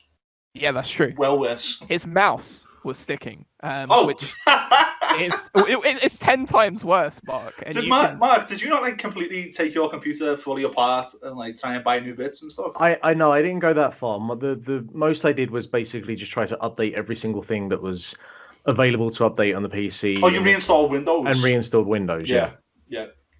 Well, You literally should have just messaged me straight away. Yeah, I know. That took. I was like, he's changed the US. He's changed. I bet you he's not changed it from the front to the back. Yeah.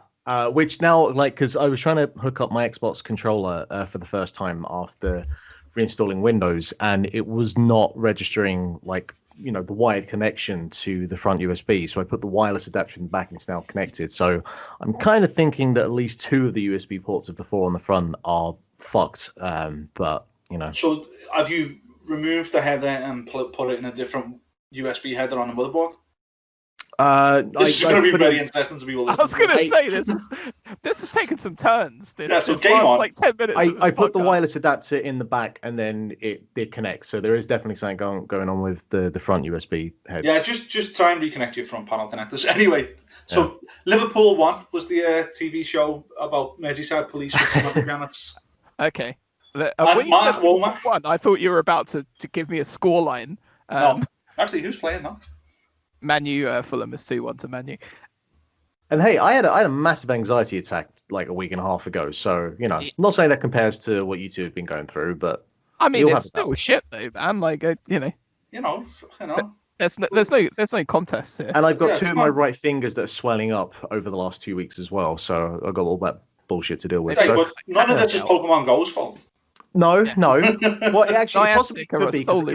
If it's like a cold burn or something, where I've been out with my hands like fucking swiping, trying to catch Torchics for 3 hours in the. Torchic, another really small Pokemon, hard to get an excellent. Yeah. Focus on Mudkip, because Mudkip will evolve into Swampert, and Swampert is an absolute beast when it comes to ground and water in meta Pokemon Go.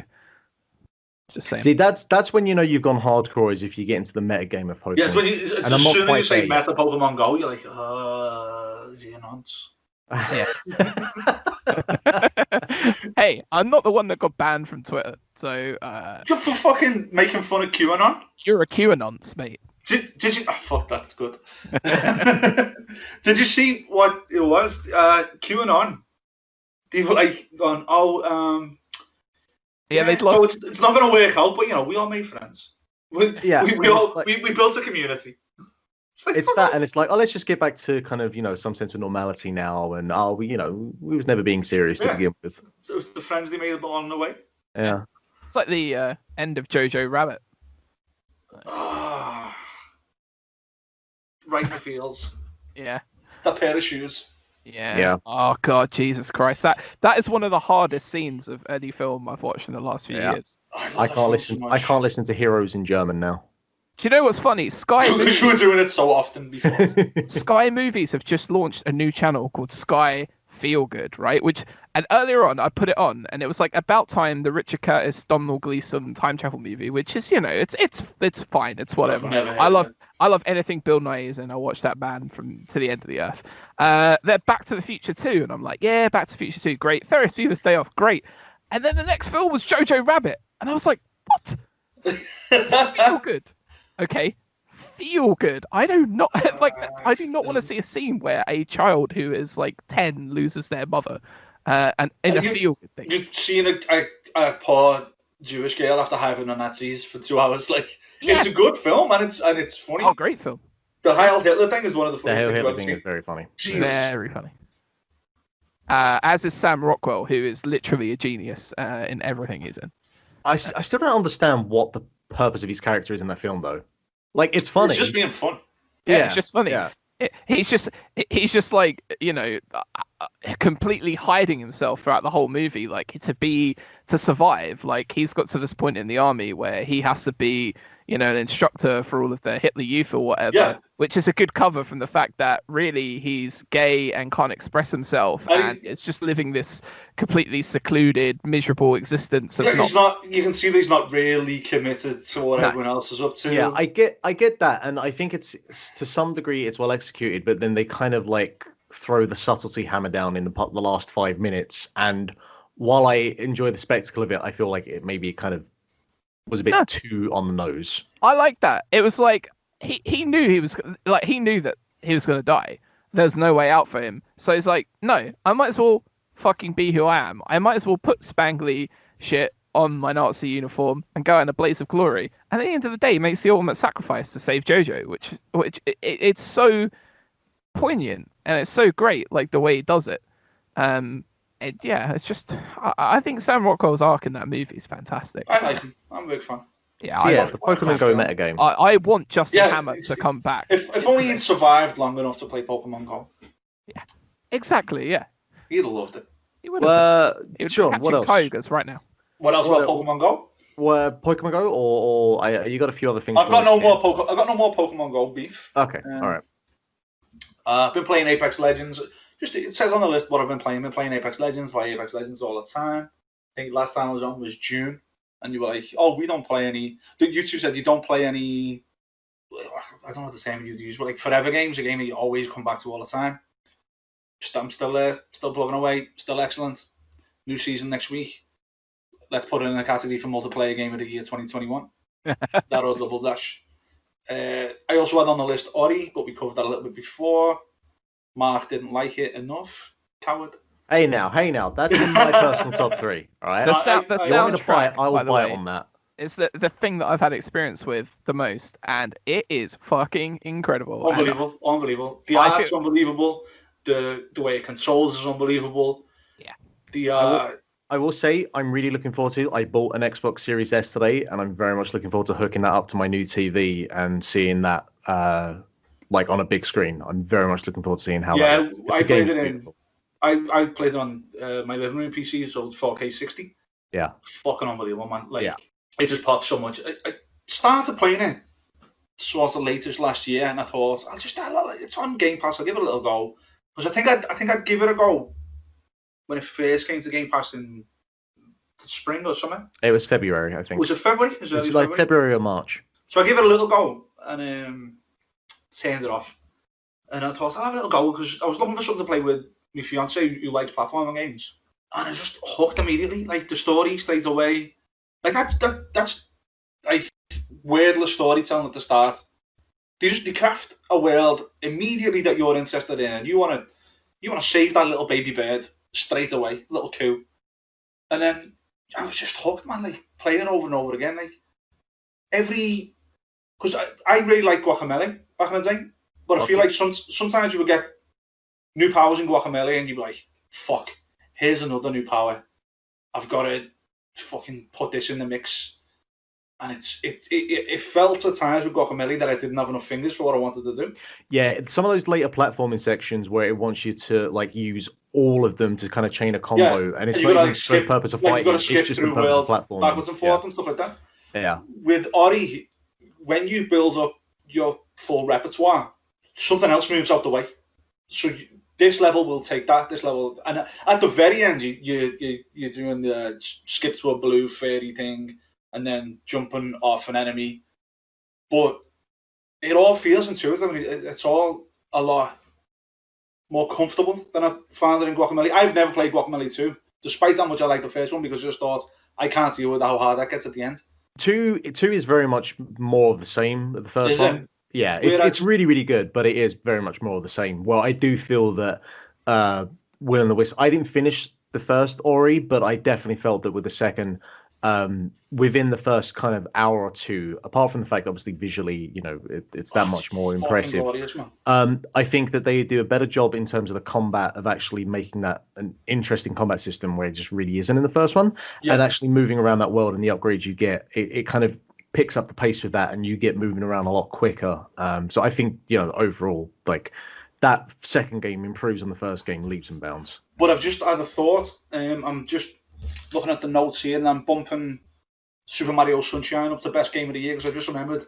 Fuck the ending of Ori. Am I allowed to spoil the ending of Ori? The second one.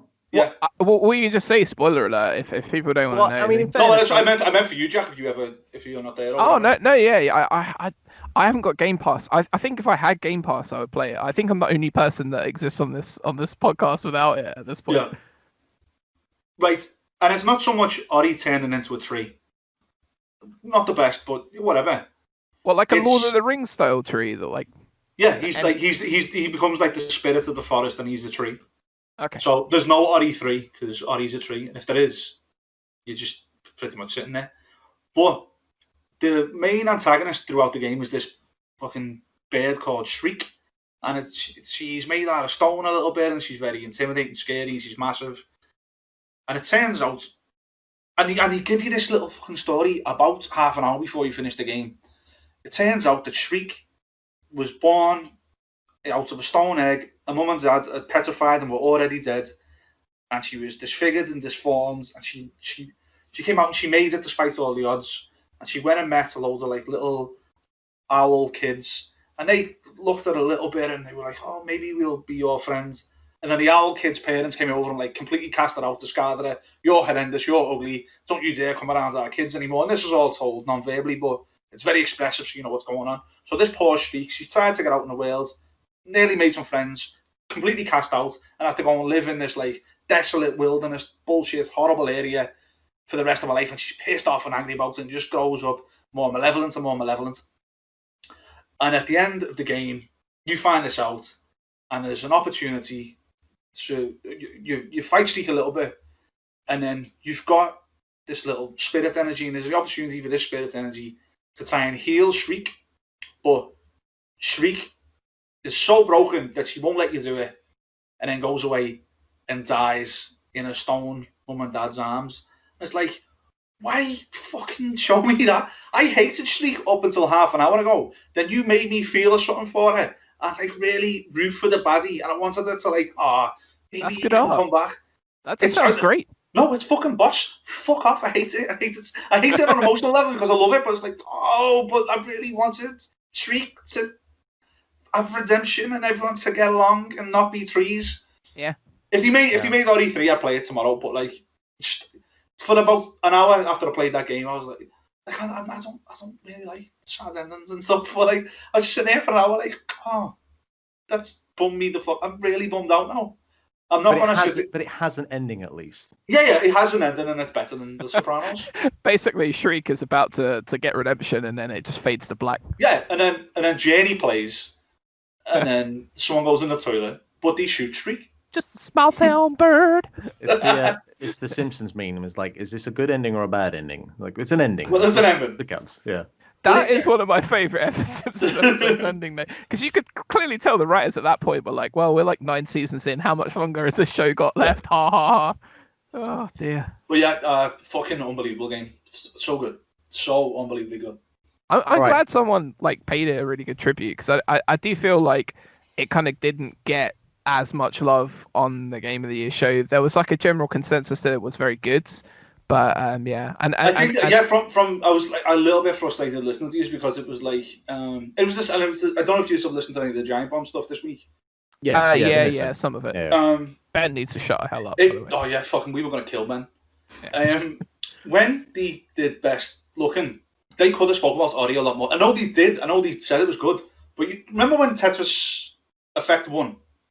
Yeah. And they never spoke about it really the whole way through because it was so predetermined. Everyone knew it was going to win, so you didn't have to build it up. I felt like they did that with Ori, and I felt like Hughes did that with Ori as well. I felt like... Well, yeah, that's one of the reasons I moved to take it off, though, is because no one had really gone to bat for it at that point. It was like everyone knew it was good, but no one was like, well, everyone knows. No one knows. It's like it felt like none of you needed to convince anyone else, and it dropped out because of that.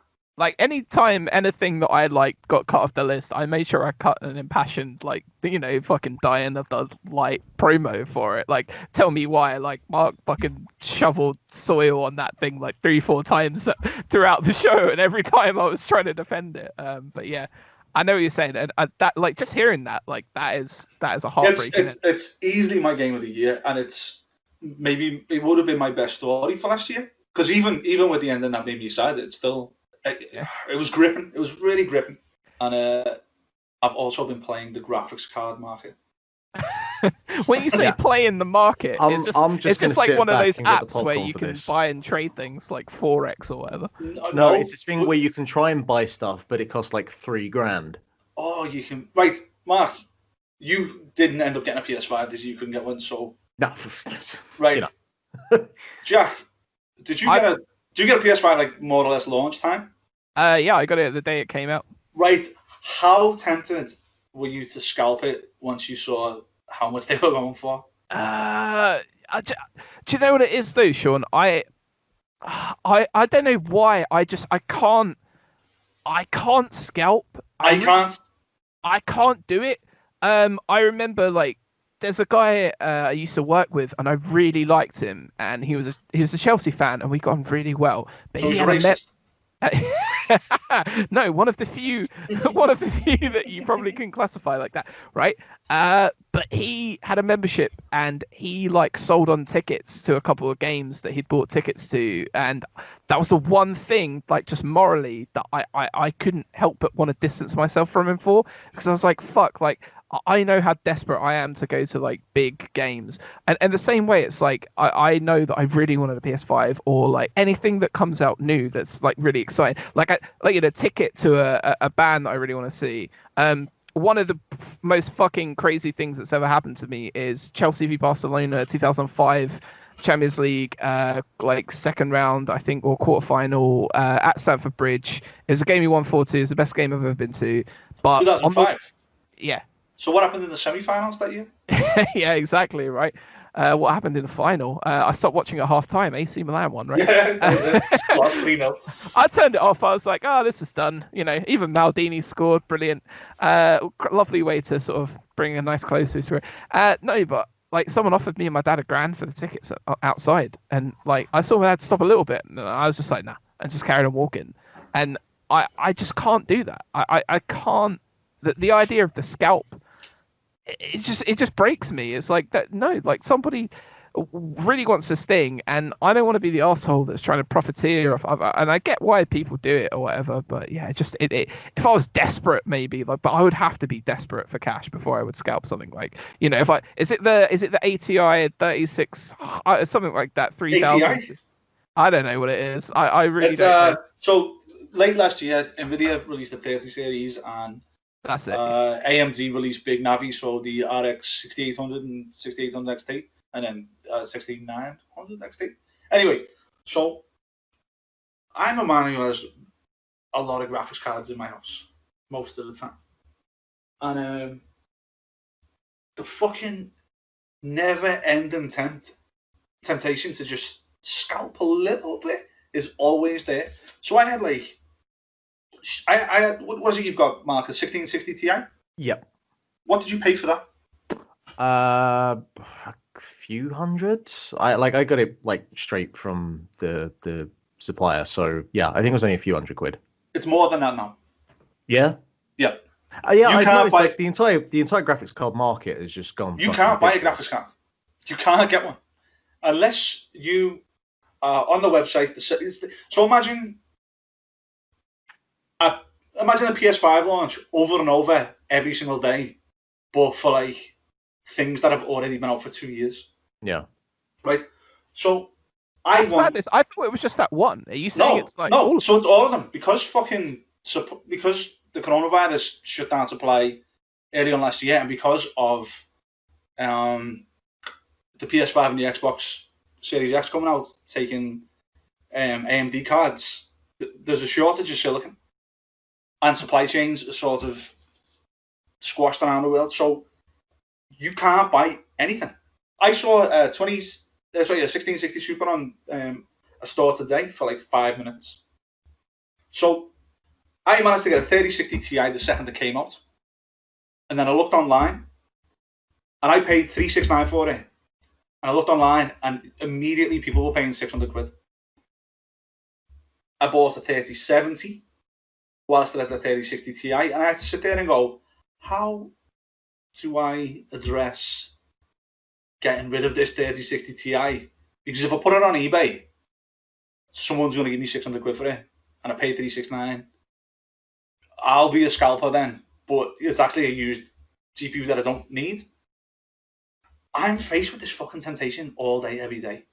Have you seen the thing that came out yesterday about the like whatever scalping bot software that's getting all of the PS5s and stuff? Oh yeah. And game like blocking the account that had just like reported like, hey, this is the fucking thing that's happening. But it doesn't matter because they're just going to work around it. Yeah, but is this like the thing as well? Yeah, so it's the same. It's the principle. exact same thing. Right.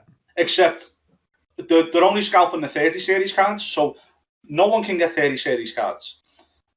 But mid last year, when the 30 series was announced, everyone started selling off their 20 series cards at budget prices, which fucked the lower end of the market. Now no one can sell anything for anywhere near the price it's supposed to be. But I'm sitting on a gold mine. I'm sitting on. At the moment in the house, I've got 3 cards that I could sell for about £200-300 over what they're supposed to be, and I don't want to. But my fiance got said he's not from Liverpool, so don't go to Liverpool and try and find Sean and his graphics cards. My fiance got made redundant last week, and I'm like, I mean, dude, like dude, when you've just like painted that picture of like her being made redundant and having no car, that is a situation where if you did scalp, that is legitimate. Like, it's not like you're profiteering. Here's the thing, Jack. Right? Yeah. So a 3060 Ti is £369 brand new. A 3080, which is basically the top end card you can get without going into like nonsense cards that aren't designed for gaming, is $650. So if I scalped the 3060 Ti and paid attention to Discord for a few days, I could just upgrade myself to a 3080 for free. And every single day I wake up, I've got to choose to not do that. Because it's the bad person thing to do. It's tough. It's fucking horrendous, man. But dude, I was fully supportive of you when you were like, you know, like I've got no. No, because there's no way in the world I would do it. Because I would be like, okay, well now I've got a computer sat in front of my TV that can't play games. Well, how many graphics cards do you have that don't have a current case to actually go in? None. So they're all occupied because I did get rid of. Okay. So I sold off 2 at buy it now prices over the last couple of weeks. That were what they were worth. But I'm not going to do that with a 3060 Ti. I'm not going to fucking put a 3060 Ti on eBay for fucking £369. Yeah. Because once this market settles down, because I got my 3060 Ti, it's an NVIDIA model FE, like the Founders Edition. So it's the... I was trying to remember. It's NVIDIA. Why did I say ATI? Is that like... ATI is what AMD used to be called. Because once the market calms down and goes back to normal... Okay, but when does the market calm down and go back to normal? That's the issue. When Ethereum mining and that go away. So supply chains will be back to normal sometime this year, and Bitcoin will die again for a bit this year. So people stop buying them. When that goes back to normal, the 3060 Ti FE will still be worth what I bought it. It'll be worth what I bought it for a couple of years because FE models very rarely lose the value. So I can't fucking sell that. I can't get rid of it because that is a decent investment. Even without scalping, it's still a good card to have. So there's no way in the world I can get rid of that. I didn't realize there was this little like financial decline in terms of graphics cards that they actually hold the weight of their value for that long. Yeah, well, it's because the market's so up and down all the time. Like, Yeah, you can't buy used cards at all, really. I guess so. But you know what? I was thinking as well, if you did put the 3060 up on eBay for the price you paid for it, but there might be a lot of people that might not actually buy it because they might think... They wouldn't believe it. They would not believe it. Yeah, they'd think it was a fake, like you were trying to make a quick buck. And there's people on there selling JPEGs of cards. It'll say something like 3060 Ti JPEG edition. I think they do it with PS5 as well. Yeah, I've seen it with the PS5, just like over a box or an image or whatever. And fucking the scumbag, man. Yeah. Yeah, I mean, I guess the bigger question and the wider issue here, and the questions being asked is like, okay, how do Sony and these graphics card suppliers, like, how do you combat this? How do you combat two-step verification? Scalpers? Yeah. Well, Scan have got a good way to do it. So the NVIDIA card that I got, the way it works is the page that you buy it on doesn't exist until they sell it, and I think it's a slightly different indexed page every time they bring it up. So to get one, you would have to go to the NVIDIA site, then go from the NVIDIA site to Scan. So you go on one website to another. So I don't think they can scrape it the way they would normally. So even though they go straight to 3080s, I missed out on getting a 3080 today because I couldn't identify a bolt fast enough. Well, 3 bolts in a 9-box grid, but because you've got that couple of stages there, I don't think the FE cards are going to scalpers the way that the third party ones are. I can't believe I only got fucked over because I lived in Ireland and I was trying to buy from the UK. You know what's funny? I got a PS5 from Amazon in my basket, ready to go, and I didn't even want it. I just wanted to see if I could get it. But I told the story on the Game of the Year show that I walked away from my PC for a minute and I checked Twitter and Barry's like, "Oh, I got a PlayStation 5." Like if I had not left, I'd have fucking had one. I got an Xbox Series S on launch. Well, I ordered it when the pre-order launch happened, and then there's another fucking thing where I didn't want to scalp. Getting towards it, getting delivered, because with Amazon you order it and then you pay as they dispatch it. So I hadn't paid any money for it, and I was looking on eBay and like people were selling pre-orders for like £500, like double what it was worth. And I was like, the last couple of weeks before I was getting it, I was like, I don't fucking want it. And that's why I built that piece. That's why I got the 3060 Ti. I built a new PC because I thought, well, you know what? If I get the Series S, I'm just going to be sitting there looking at it going, oh, it's not as good as it should look. And Hitman 3 is coming out. So I was like, should I cancel this order or should I get it and sell it? I was like, there's no way in the world I can do that. I would never be able to look myself in the face if I scalped it, especially right before Christmas as well. Oh, yeah. I cancelled the order and all my mates were like, what have you fucking done? Like, could have sold it to us. It's like, oh, yeah, no point. Yeah. Yeah, but I guess that's probably more amusing for you going, oh, yeah, oh, well. Like,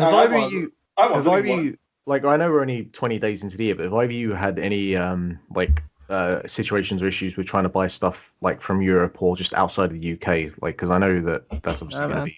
Yeah, so like I actually skipped this part of the story before. I bought the 3060 Ti, and then I managed to order a 3070. So I was going to just sell the 3060 Ti, and I hadn't worked out what to do with it.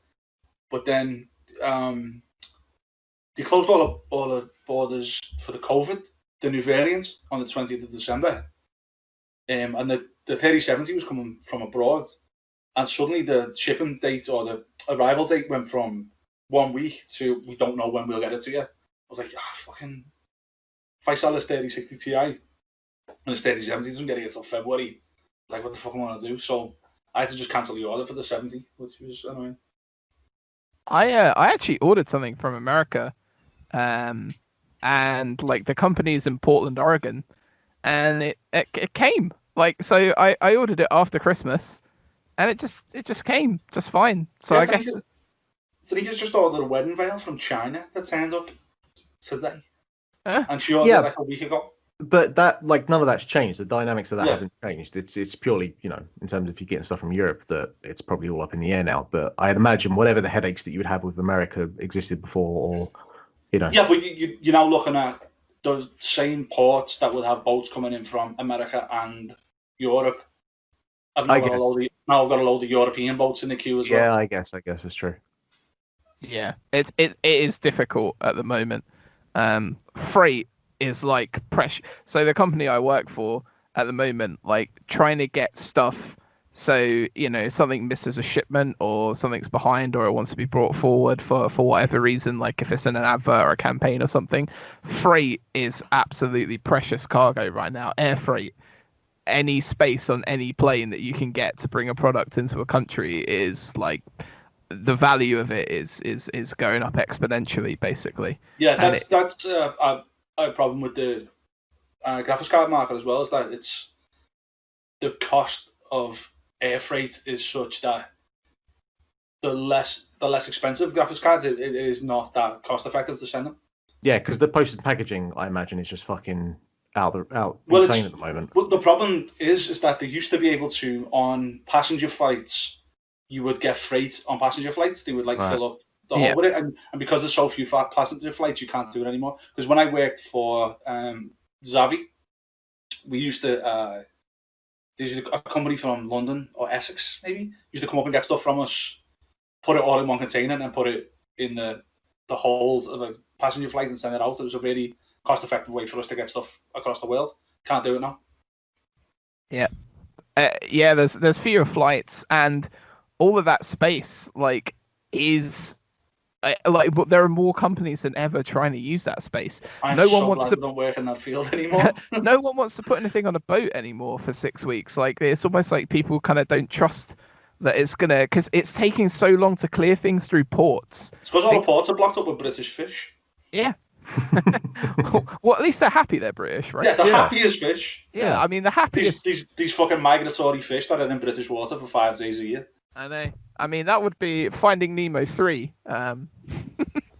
It's about how Nemo with bad teeth. Yeah, exactly. All right, well, there's another wild tangent for the show, but we'll end the game section here because we want to get to the last section before we sign off. No, Hitman 3? No, I think we'll... I'm gonna go next show with Hitman 3 because I've only played one level because I really want to carry my progress over, and it doesn't work. It's still fucked at the moment as of the time of this recording. I did put a statement out that they are working on it, and they're like a couple of thousand accounts at a time are getting fixed. But yeah, I mean, Sean, you'll be happy to know that Barry's still having this issue at the moment. So I am as well. But okay. For PC, they said they weren't going to do this. They were like, "Oh no, because if you've got it on Steam, we're not going to do it." And everyone kicked off last week. So Tim Sweeney's like, we'll work it out. Yeah, because Hitman 3 is Epic exclusive for I don't know how long, but it's a year. And you can see why Hitman IO did that because they don't have like big publisher backing on this like they've had in the past. Like Square Enix obviously for the first one, and then Warner Brothers sort of chipped in and helped them out with Hitman 2, but this is kind of backed by themselves. And they're a fucking company from Denmark with like 100 employees. So if Epic's going to give them more money to have their exclusive, they're going to snap their hand off and get any money they can. Of course. It just sucks for the... Like, when I saw that, I was like, oh, that really sucks for the consumer. But they're so desperate to not, like, ruin people's experience that they've been working their asses off trying to figure out something to do it for, like, the last week or so. Which, fair play. But, you know, they kind of... I guess they dug themselves a bit of a hole in the first place, but... At least they're trying to do something about it. It was one of those kind of damned if they do, damned if they don't situations. Yeah, it's rough. Exclusivity just is. It's always miserable for the consumer. The only person that loses out with exclusivity is always the consumer. I wish they thought of this more than a week before, because they didn't announce that this was the case until Friday, and then I think it was like by Monday Tim Sweeney had stepped in, because I was on. I think I mentioned it on Twitter on Friday or Saturday. Like, I can't fucking believe this. I might not buy Hitman 3 because I want to bring all that. I want Hitman 2 and me Hitman 3. Yeah. I want me progress in, and it was like, fuck you. Yeah, I completely stand by that as well, because I'd look. Don't get me wrong. I would love playing through those levels again because I fucking love those levels. I played them a bunch. I know where everything is. I'd be able to do it quickly, but. The idea that I have There's a lot of effort, yeah. Yeah, because I want my unlocks, man. Galling, yeah, exactly. Like, I worked hard for that shit. The only thing that you can't bring over, like, literally every single piece of shit from the previous game, apart from, like, one thing from, like, the Game of the Year, Hitman 1, and the electrocution phone from 2, and everything else. Saves. Yeah, I'll say, yeah, but I get the save thing. It makes sense, but, you know, you only get so many save points anyway, really. Yeah. Like, if people were mad about that, they should just, with that save, they should just finish what they're doing, kind of thing, and then like unlock what they need to unlock in that save. Just quickly, before Mark makes us not talk about Hitman anymore, that Dubai level is a tutorial, yeah, because it's fucking nothing going on. Like, it railroads you so heavy into the what do you call them? What are they called? Opportunities. Opportunity. Yeah, but I've long since just like, if I don't want to go along with an opportunity, I just fucking ignore it. And yeah, I was loving that. I think that level is insane. Like, it's way bigger than when you realize. Like, at first you're like, okay, yeah, there's a couple of floors and stuff. There's like a whole other party going on at one point. But that's the weird thing about it, because you literally never have to interact with any of that fucking party whatsoever. Because it's really, really simple to get those two guys in that room. It is. However, if you want to do like... Yeah, I'm going to go back and spend like 90 hours on one level, but it is weird. I know it's the first level, but it's not presented the way the fake boat is, and it's not presented the way the infiltration of the house is in the second one. It acts like it's like a proper late on Hitman level until the story hits you, and then oh no, it's not. It's not. Yeah. Just go in. The lads are in the room. They're just in there. We don't need you to do any of this. Just go in that room there. It's fucking weird, man. Can I just very quickly as well on the second level? Dartmoor. Yeah, that's going to be patched soon. Has to be. Why is that? I finished that level in 20 minutes. I killed the target in 5. Yeah. And you can go in. So it does a thing that you've never seen in a Hitman game that I remember at all. Is it has the target immediately in front of you while you've got a gun and a good hiding space. Straight away. There's no, and you can shoot that woman in the head without anyone seeing you, without any repercussion whatsoever. And then the second most important person on that level goes over to look at the body, and you shoot them in the head, and you can finish that level. And I did a little bit of wandering around the first. I didn't know what to do, but you could mainline that level in 5 minutes. Like, the thing is, you can actually. It's maybe not as easy to figure out, but you can do that with pretty like. No. I'm not going to be on the show next time you do one, but we'll have to talk about this because it is insane how quickly and easily you can off that woman, and then all you've got to do is find a notebook. But to get there's a code to open a safe, right? Yeah, well you can get an outfit. So do you mind if I spoil it a tiny bit? No, because I didn't really do a lot in Dartmoor. I just went and had a look around and didn't try and do the mission. Right, so you railroaded on that one straight away as well. You get the it's a knife. The whole thing's Knives Out. Yeah, I will be doing the full Knives Out. Yeah, I will do it at some point. Yeah, but you get in and you have that inspector straight away.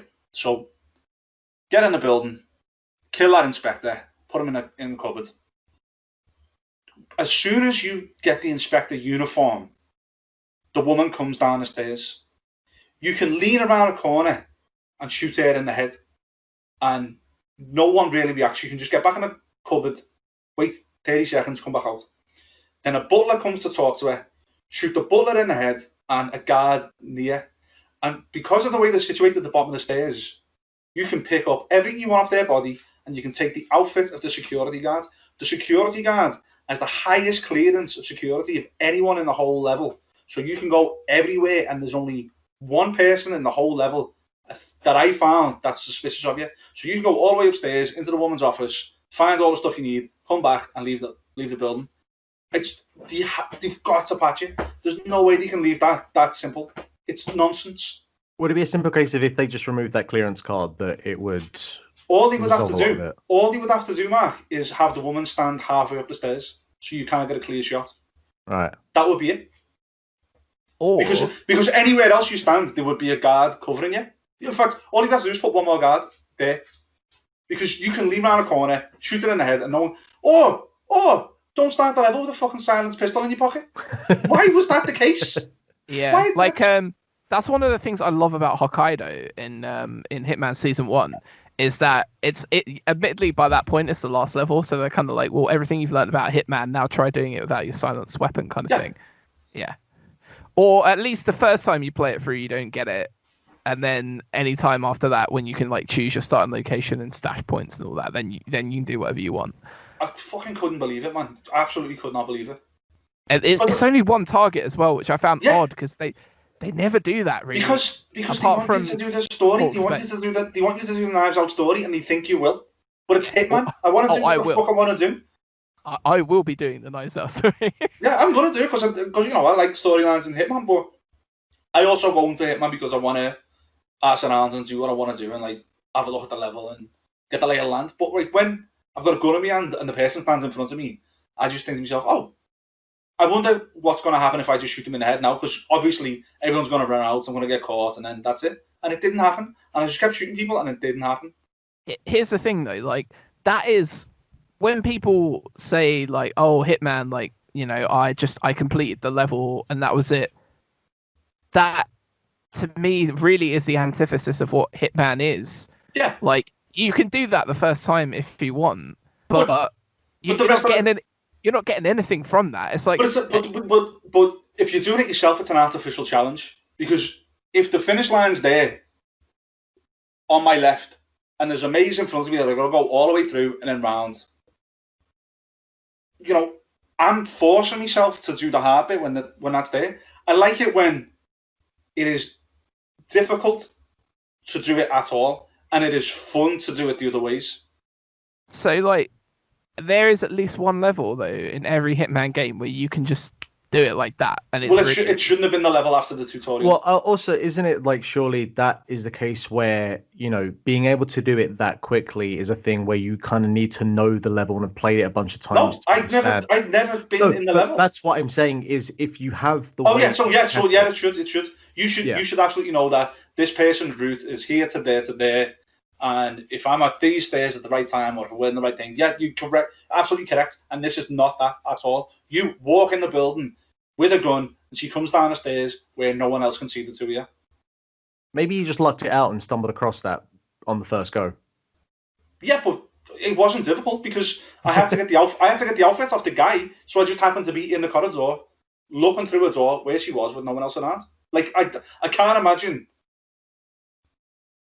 I would say 90% of the people that play that level will notice exactly the thing that I did, because it's you literally get an outfit. You just walk into it. It's impossible. It's hard to not walk into it.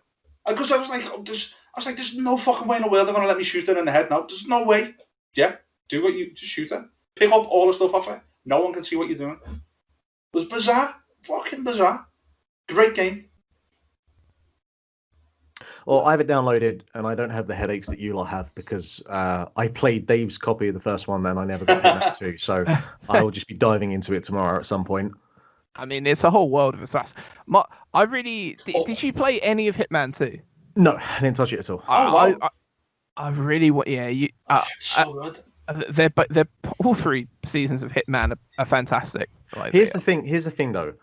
Hitman in general is a game that I appreciate more from afar because I just don't really like stealth and waiting around, and you don't have to play it that way though. Yeah, you don't. I fucking Barry was going on about Hitman for ages, and I was like, shut up, Barry, I don't want to play this stealth waiting around bullshit. And then I gave it 10 minutes. I was like, oh, it's not that. It's not that at all. No, it's and not. You know that because you played the first one. Yeah, I did, but I enjoyed it, but I wasn't as compelled. Like I wasn't in love with it, and come kind of game of the year and stuff. I was way more into Doom. Doom is way more my jam than Hitman, and I think it's like I want to come back to Hitman 3 now. Partially because it's been a good few years since Hitman 1, and like I'm a few years older and mature, or maybe that I'll kind of play it and feel different about it this time, and also just because just everyone will shut the fuck up about it. And it's like, well, okay, I have to play it. So I am coming into it, and I am curious to kind of see how I think, because I am not the high man on Hitman that a lot of other people are, but I'm definitely like I can absolutely see why people see it for what it is. So I'll be interested to see kind of over the coming weeks. What console did you say you've downloaded that for? I've got it on the Epic Store. Oh right, yeah, cool.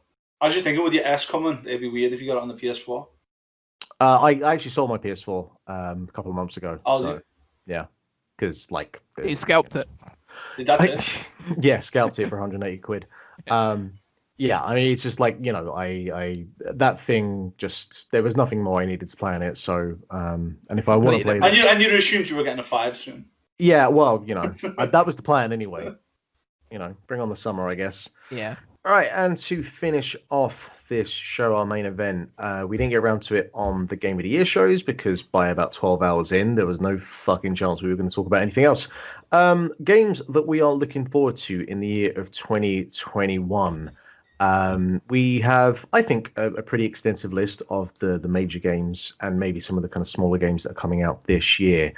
And we're just, going to run through it and see what everyone thinks. But I guess what I'll actually do first of all is I will just kind of start and just go around the table and see if everyone has like one specific game that they're looking forward to more than any other. So, Sean, I will start with you. Is there one game in particular this year that you are looking forward to?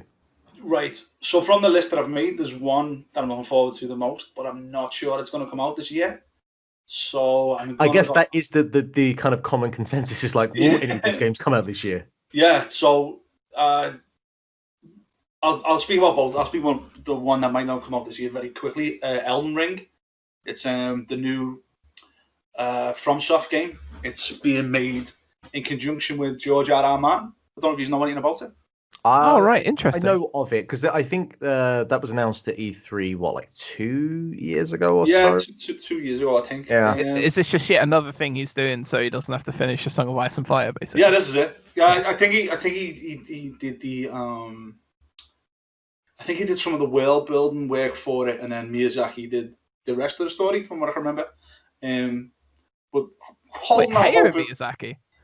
No, what's his fucking name? Hidetaka Miyazaki. Hidetaka Miyazaki. I like R.R. Martin x Hayao Miyazaki project is something I really want to watch. I like on the Wikipedia page that it says that it'll be released for PlayStation 4 and Xbox One. So that's not the case. If it is, it'll be cyberpunked. But yeah, I'm looking forward to that. But realistically, don't think it's going to be this year because there's not been enough of it. Although I think Sekiro came out without too many trailers beforehand, so maybe December. Who knows? But anyway, so the game I'm looking forward to the most, Resident Evil 8 or Village. I'm just a huge Resident Evil fan. Always have been. First game I ever saw for the PlayStation was Resident Evil when I was with mates. So I've got a PlayStation. Look at this. I was like 10. They horrified me with Resident Evil, and I loved it ever since. Are you like Resident Evil fans at all? I don't think. I remember hearing you talk about RE2 in the game of the year the other year. I am a Resident Evil fan. But the thing is, I haven't. So I played Resident Evil 2 remake. I didn't play as much of 7. 7's so good. It is really good. Like, so I watched a lot of it. When we do Game of the Year, I tend to like flick stuff up on YouTube that I haven't got to and just watch it to try and get a feel for it. I must say that Resident Evil 8 or Village, depending on whatever you want to call it, looks to me like from the trailers to be one of the most fucking terrifying video games I've seen. 7 was so scary, man. 7 was fucking shit your pants apart. And like the issue I had with 7 was, and I love 7. 7's my fiance's favorite game of all time.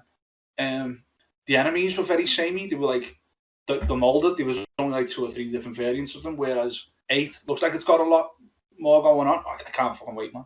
Yeah, it does look like a whole sort of like fucking village has been infested and all of the it looks like a episode of League of Gentlemen gone wrong. It's like it looks a bit like imagine you turned up in Bloodborne a few days earlier and they were like just turning into fucking what they were gonna do. Yeah. Are your expectations possibly tempered by the fact that we are due a bad Resident Evil game? No, get fucked. We had one. Resistance wasn't brilliant. When the hell was Resistance? It came out the same time as 3, I think. What? Yeah. Was it that bad that I've never heard of it? It wasn't that bad. It wasn't awful, but it wasn't brilliant. It wasn't as bad as like one of those fucking... 5's okay. 6 is terrible. 6 is fucking 6 terrible. Is bad. 5's okay. I don't really like 4. Whoa! I quite like 4. I'd like most. As soon as you're gonna start putting that girl in the bin, put the game in the bin. Okay. It's just I don't like it from then on. I like Resident Evil so much that I very recently watched all of the films apart from the last one. Oh, they're not good, are they? I don't mind the one with the boat. In fact, the first one is alright. Is 2 the one with Jill? It's in the city. Yeah, that is. That's great. That's actually a genuinely okay film. It's genuinely an okay film. It's 2005's okayest film. I don't know what year it came out, but the first one is Mila Jovovich, and there's like she's in all of them. Yeah, but there's like the scene where like there's that sort of laser grid thing, and it starts cutting people. Yeah. That's the only thing anyone remembers about that film was nothing else happens in that Yeah, film. it's just such a butchering of like what the story and all right, Resident Evil story. You're not looking too far into it, but it's just such a fucking butchering of that story. I remember watching as like, what? Where? Yeah, it doesn't make sense. It's It doesn't make any fucking Well, sense. the second one's okay if you sort of switch off. Yeah, I mean, it kind of retcons a little bit of it from what I remember. The third one's fucking terrible. Because it's just in the desert and nothing happens, and there's some crows. There's like crowing, and then the fourth one's good. I don't remember the rest. I can't even remember how many they made. In fact, there's a new Resident Evil film this year. There is indeed. That should be on the list. It's a reboot. Ah. Yeah, in fact, the Mortal Kombat film should be on this list as well. Yes, that is correct. Yeah, fuck. That's it. That's my most looking. I thought Mark was the only person looking forward to that. No, I can't wait. Come on now. I fucking love everything about Mortal Kombat apart from playing Mortal Kombat because Annihilation. I've never seen it, thank God. Okay, but I'm only good at like 1 out of every 2 Mortal Kombats, so I'm quite good at 9, terrible at 10. Haven't played 11 because I haven't finished 10. Because I can't. Terrible at 11. If you're terrible at 10, then you'll probably be terrible at 11 because they're pretty interchangeable. I only gave up on this a few months ago, but there's a part of the story that I cannot do because I can't control the character at all, and I had to give up on that. Anyway, sorry, we'll be here for 12 hours longer than the game of the year if we keep carrying on like this. Jack, what is your most anticipated game of 2021? Well, when I actually crack Hitman open properly, right? Well, if this podcast had been last week, this would have just been the Hitman preview podcast. Yeah, absolutely. So from the list that we've assembled, I very excited. I don't know why I'm still excited to play Far Cry 6. I am, and I think I don't know like if it's just based on the fact that my brain has just completely gone Gus Fring. Giancarlo Esposito. Yeah, I don't know if it's just the fact that Giancarlo Esposito is in there. I don't know if it's the fact that because it's Far Cry, I always maintain this expectation that it's going to be at least a good video game somehow. But yeah, I just like I haven't seen much from it, and that kind of makes me more excited because there hasn't been a lot of like released footage or anything like that. So there's nothing for me to be disappointed about yet. I've just got this expectation that it could potentially be good. I'm sure Sean will bury me for this, but I love Pokemon Snap. It is a very happy. It's a very happy childhood memory for me. It's a chill as fuck game. It's a little trailer. the little trailer came out the other day. Yeah, but Joe, if Bugsnax was with Pokemon, then I would have played it right away. Bugsnax, like with Pokemon, would be that much more of a fucking nightmare. I'm just a mark for Pokemon at the end of the day. And Bugsnax is Bugsnax with Pokemon. Those fucking things you catch in a Pokemon. Don't pretend they're not. They say their own name and nothing else. They're just food-based Pokemon. They're like that ice cream. What's the ice cream cone called? Vanillite. There you go. It's just a game of them. Yeah, there is an Apple. There is an Apple Pokemon. That's new, isn't it? Yeah, that's the latest one. Applin, yeah. I must have spent all night coming up with that one. It says it's like a dragon for some reason. Yeah. But yeah, I'm very excited. Oh, because it's right. I've just thought of this now. It's because, in ye old English language, dragon, the word was worm. Yeah, W-Y-R-M. Yeah, and it'd be the worm and the apple, so that's where they've gone. I bet you that's where they got that. Do you know what? That's a good theory. Yep. It makes sense considering it's set in, like elements of ye old England in the last Pokemon game. So the theory works. Nailed it. I'm gonna make a YouTube video. 2021 Pokemon. What's it called? Sword Secrets Revealed. Yeah, can you please do it in the style of Charlie Day, Pepe Sylvia kind of? Yeah, just fucking corkboard up behind me. Yeah, red string everywhere. Red string going from like pictures of apples to pictures of dragons. St. George. Yeah, St. George is up there. You see fucking Smaug, and there's like a golden delicious in between them. Both have a nice apple. Come on. I just picked an apple out. I don't know why Golden Delicious is like my go-to comedy apple. Like if I have to name an apple brand, But Granny Smith's is like better. But Granny Smith's people like, whereas Golden Delicious is a bit more. But it's also a funny name. Yeah, so is Golden Delicious though. No. Are you saying Golden Delicious is an 80s synth pop band? And it's descriptive. What the fuck is Granny Smith? I don't know. I like crab apples as well. Huh? Maybe because I like Edna Krabappel, I think.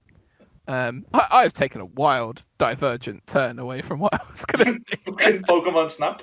Oh, so and the other two that I'm looking forward to that I don't think we're going to see one of them this year, but I think I've got hope we might see the second one. And I almost certainly know that this is going to be ruined for me because the trailer and everything that happens in it looks so fucking cool. But Deathloop looks so cool. It looks so cool. It does. Every second I've seen of it so far, I'm like, the fucking gimmick of this game looks awesome, and it just looks like action, and the art style is fantastic and interesting. And yep, I know that it's probably not going to deliver. Who doesn't want to play Borderlands Groundhog Day? Yeah, like Deathloop. My most disappointing game of the year has already been wrapped up with Meat Boy Forever, but I think Deathloop is like a close number 2 if it doesn't live up to the expectations that I think we've all kind of got at this point. And then some clown joker on the internet thinks Final Fantasy 16 is going to come out this year. So fuck off. I mean, yeah, let's look for Elder Scrolls 6 as well. Yeah, or Cyberpunk 2078. Right. Genuinely on this list, before I saw the document, Cyberpunk 2077 is one of my releases I'm looking forward to the most this year. When they sort it out, basically. Yeah, when it comes out of early access. Yeah. And he put it on when he put it on the PS5 and Xbox Series X, and he finally finished the game. I want to play it. I played a little bit of it when it came out, and it ran okay on PC. But if it's finished, I want to give it a go like, even with all, like, if everything gets fixed in terms of like the actual kind of technical issues, from everything that I've heard explained and described about it, like, it just doesn't sound like a game that interests me all that much anyway. And from like how much I've heard about how much has been cut out of it, and just how much is missing, it seems like just such a half-baked game at this point. I don't have the interest at this point. Yeah, but it's visually interesting, Mark. That's all I need. Whatever. I didn't spend the amount of money I did on a computer for ray tracing and whatever to like play fucking Bayonetta 3. I needed to look. I just wanted to see a game that's really shiny. I don't care. You're gonna like Far Cry 6 then, probably. I've never played a Far Cry, but wow. I also genuinely saw the trailers like Giancarlo Esposito's in this. I can't wait. Exactly. Yeah, that's the main reason. Yeah, so Final Fantasy 16, definitely not this year. If Bravely Default 2 comes out this year, I'll be very excited for that as well. Because Final Fantasy 7 Remake is due for a Steam release this year. I could have put that on the list because I want to play it at least a little bit. Although I tried to play 15 again the other week and it's dog shit. It's not good, is it? So I convinced myself that I was enjoying myself, and yet, like, the more I thought about the story and what happens and the absolute emptiness of that game, the more it just depressed me. And I played about 10 hours of it when it first came out on the PS4. This is 15, not 7. And I was like, am I enjoying this? I was doing side questy stuff. I was like, I don't really want to progress. I don't like any of the people. And then I tried again. He was like, oh no, yeah, these are these lads, aren't they? I quite like Prompto. He was alright. Is he the one that cooks? Yeah. Yeah, I like him. Yeah, he's a lad. But like the others, I mean, the main characters are fucking annoying. He's okay in Tekken. Yeah. Exactly. When he's not talking all the time. Yeah. But not. The thing is, as well, after the game was finished and come out, they then released DLC chapters that actually filled in all the stories of all the people and made them way more interesting. And I'm like, well, why the fuck do you just not give us this? And then no one liked them, so they stopped releasing them. Yeah. But like, just if you want to tell a story, like it felt like there were massive parts of that game that just weren't there. And then the ending was just stupid. It just flashed forward into a time where you had to make this final battle, and I just I don't care anymore. 2021 most anticipated game, Final Fantasy 15. For myself personally, I don't know why Metroid 4 is on this list because there's no fucking way No that's coming out fucking this year. chance, man. Not a fucking chance. If it does come out, that'd be great. That would be my number one. But let's be honest, that's not happening. I like that we all were like, you know what? They're not coming out, but we just want to talk about this game. Let's just put it on the list. Yeah, well, Yeah. that was what I thought with a lot of it. Like, I saw Metroid 4 and I was like, yeah, I'd probably not come out this year. But Is there anything revealed about Metroid 4 since they scrapped it all and started again? No. The last I think we heard about it was the So fact why that they you- scrapped it and started again. But I mean, like, considering no, I was gonna make a comparison to like how quick the Breath of the Wild sequel's coming out, but I don't think that's a fair comparison. So that's Majora's Mask in the same engine. I tell you what, if that is fucking Majora's Mask with Breath of the Wild, I don't have words. Mark is now stroking his thighs like Vic Reeves did on Shooting Stars. I really like I have Majora's no Mask. fucking idea. But I'm tempering my expectations for what that would be. But for me, honestly, just because I have like nearly done like a full 112% run of it, I'm really looking forward to Hollow Knight Silksong. Because I've been watching a fair amount of the footage of what is available for that, and because you play as Hornet, who's like a NPC character in the Watford original, fan. Yeah, and also a Watford fan, and she like her movement is like a lot kind of faster than dynamic, and because the Hollow Does Knight, she have the same floaty jump that Hollow Knight does? I don't know, but Because I'll play it if she doesn't, because I fucking hate Hollow Knight. I hate the jump. I just hate the jump. That's it. That's enough for me to not play it. Yeah, it's like the thing with Hollow Knight is it's a lot more kind of methodical and slower paced than like your average Metroidvania, and that was the thing that actually took me a while to get round. But once I got round it, I adore that game now. But it looks to be a lot quicker, and like some of the environments I've seen, and just like the general kind of presentation of it, I'm really looking forward to Silksong. I want to know what the fuck Bowser's Fury is and why there's like a Gigantamax Bowser. Like, what is going on there? Why is fucking Super Saiyan Cat Mario? I want to know what that excited. is, man. I really want to know, like a weird add-on to 3D World. Like, Here's the thing. We were just banging on about how the fact that they didn't do anything for the ports of the 3 Mario games. Here is them actually doing that and adding a fucking gazebo onto the back of it. So I'm fine with that. That's why I'm excited. Like, why is there? And 3D World is a genuinely excellent game. All right? It's very good. See the trailer for that, right? Is all of the footage in that trailer just from the Bowser's Fury bit? Because it looks like the perspective shifted from the way it was in 3D World. Yeah, it is. That all looked like new stuff to me. Yeah, so 3D World's just 3D World the same way it was, or is the perspective shifted in 3D World as well? I wouldn't know. Yeah, so I couldn't work it out when I looked at it the other day. I really like 3D World. I think Get Miyamoto on this podcast right now. Yep. I'm working on it. We kind of briefly mentioned Bravely Default 2 there. I didn't play the first one. I think Nina's the high man on that. Good game. You play it? Did you like it? Yeah. I played for a bit eventually. It's I like not like for a year or two afterwards, and Nina going on about it. But yeah, that was one of the last things like 3DS games that wasn't Pokemon that I played through. I think. Is Bravely Default the one that looks like a diorama sort of thing? Is that? No, that's Octopath Traveler. Yeah, sorry. That's Octopath Traveler. I think you're thinking of. Yeah, I haven't played either of them. I really wanted to and just never got to Octopath Traveler, and it bugs me now thinking about it. I heard all the stories were separate, and I was like, no, I never got to it just because apparently it's like 80 fucking hours long, and I was good, thanks. What do you think Gotham Knights is going to be like, guys? I don't know because no clue, man. I'm hoping that it's got some sort of departure from that Arkham trilogy, because by the end of Arkham Knight, I was like, I'm done with this. I don't need any more of this type of game. Like, I went back recently, actually played a bit of Arkham Asylum, and I think that game is still fucking exceptional. I did that last year as well. Yeah. But by the time I got to the end of Arkham Knight and like fucking their inability to escape the Joker and like the fucking everything with Oracle and like, having something really fucking powerful there for a second and fucking it up 10 minutes later. And I was sick of that game by the end of it, and I hated Arkham City. So I'm really hoping that You hated Arkham City? I really didn't like Arkham City. I liked Arkham City. Arkham City was the first game I ever thought of where,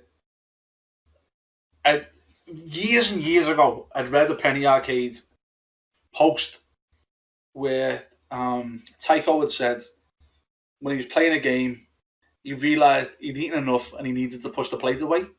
And Arkham City was the first game after I'd read that. I was like, yeah, I've had as much nourishment as I need from this, but it's still going. And it's not adding, like, dessert hasn't come out. This is still the same plate of food. Just fucking end. Just end. And I've never played Origins and I've never played Night. I own both of them. I've never played either of them because I was just, Silent finishes the exact right time. City goes on for ages. I couldn't fathom wanting to play 2 more games of that. I never touched Origins. Well, but City's really good until like. It's fine, but I just got to the point where I got sick and tired of traversing around that world. I just found the environment just not like. I think part of it is what makes Arkham Asylum so work is that kind of claustrophobic, compact environment. Yeah. And as soon as it went out into the open world, I'm not feeling it anymore. Like the general aspect of it is, cool, you're Batman and you're fucking flying around Arkham City. Like there's a kind of concept there that you understand why they went with it, but in execution, it never grabbed me. I've very recently just decided that I might not like open world games. I think I've just fully turned against them. It depends on the game, though. Breath of the Wild has ruined. Breath of the Wild because Breath of the Wild's unique in all of games in that it is so polished and it is so perfect at what it does, and it is always something new. Like there's stuff in that game that you fucking never need to interact with that is mind blowing. Like there's 3 like big Chinese looking dragons in the sky. Mm-hmm. You never need to do anything with them. You can, and you will get things for it. But and every now and again, they will just come down and fuck you up. But then Arkham City is like, oh well, there's a Riddler trophy over there. Like, and you can see the fucking question mark. This is the problem I've got with. This is why I'm scared of Elden Ring a little bit, because it's supposedly an open world Dark Souls one. Dark Souls is an open world. You just fucking gotta fight your way through it. Open worlds like that city, and that's fucking. And this is a concern I've got for Far Cry from everything I've heard from everyone else. Is like Far Cry is one of the worst things for it, like a fill in the map type game. But that city is really bad for it. It's just like Ubisoft in general. Like I'm glad that I couldn't actually get through to the point of actually being able to play Valhalla, because I'm sure I would have played it for about 3 hours and just been fucked off with like, just the standard Ubisoft open world kind of setting. Because again, like Breath of the Wild has for me, that has perfected open world gaming, and I have no desire to play anything else. I don't know you release an open world game after that. Because that is true. It's almost like you need to then classify Breath of the Wild as true open world. There's open world. Right? Fuck! I meant to bring this up in slating your Game of the Year choices. Genshin Impact. It's fantastic. Yeah, I tried to play it on my. I tried to play it on my mobile phone, and it took like 45 minutes to download. And then the next time I tried to open it up, it took like another 20 minutes, and I just couldn't be fucked with that. That's a fun open world, but it's just Breath of the Wild. Yeah, but with gacha mechanics, and I can't be bothered with gacha mechanics. You never have to interact with them. What you need like a condensed open world game that you might like, Mark. Say like Dave would say Yakuza. You should play those and see what you think of those. I am gonna go back and now play Yakuza 0 because I've gotten about 30 hours into Yakuza 1, and I'm just. Do you like the combat? No. That's what puts me off Yakuza. Yeah. That's why I think Dave was encouraging me to do it. I started 0 in December. I was like, I fucking hate the way. I like everything about it, but I hate the way these fights go. So, how do you get over that, Mark? Well, I just stopped playing it after 30 hours, though. Yeah, well, look, I just got to a point where I was on a specific like checkpoint or quest, and I was going around the city trying to find like these specific clans that I had to beat up, but like there was an NPC that I was missing, or there was some like interaction I was meant to have to kind of like register to do the next thing, and it just didn't happen. And I was looking up like walkthroughs and guides, and I could not register that checkpoint. And that was also a game that I had to start 3 times because of like saving issues between the Xbox version and then the Steam version. And I just got to a point I was like, you know what, like I am enjoying the story, but I'm just so fucking fed up with this that I would rather now just go and start Yakuza 0, get that. If I can play through that and I can enjoy that, then maybe I'll just like watch YouTube for the rest of the cutscenes for the first one, then go on to 2. But I'm done with it. I might just watch Beast in the East on Giant Bomb. That's it, because I don't. It's just the least impactful combat I've ever felt in my life. Yeah. Yeah.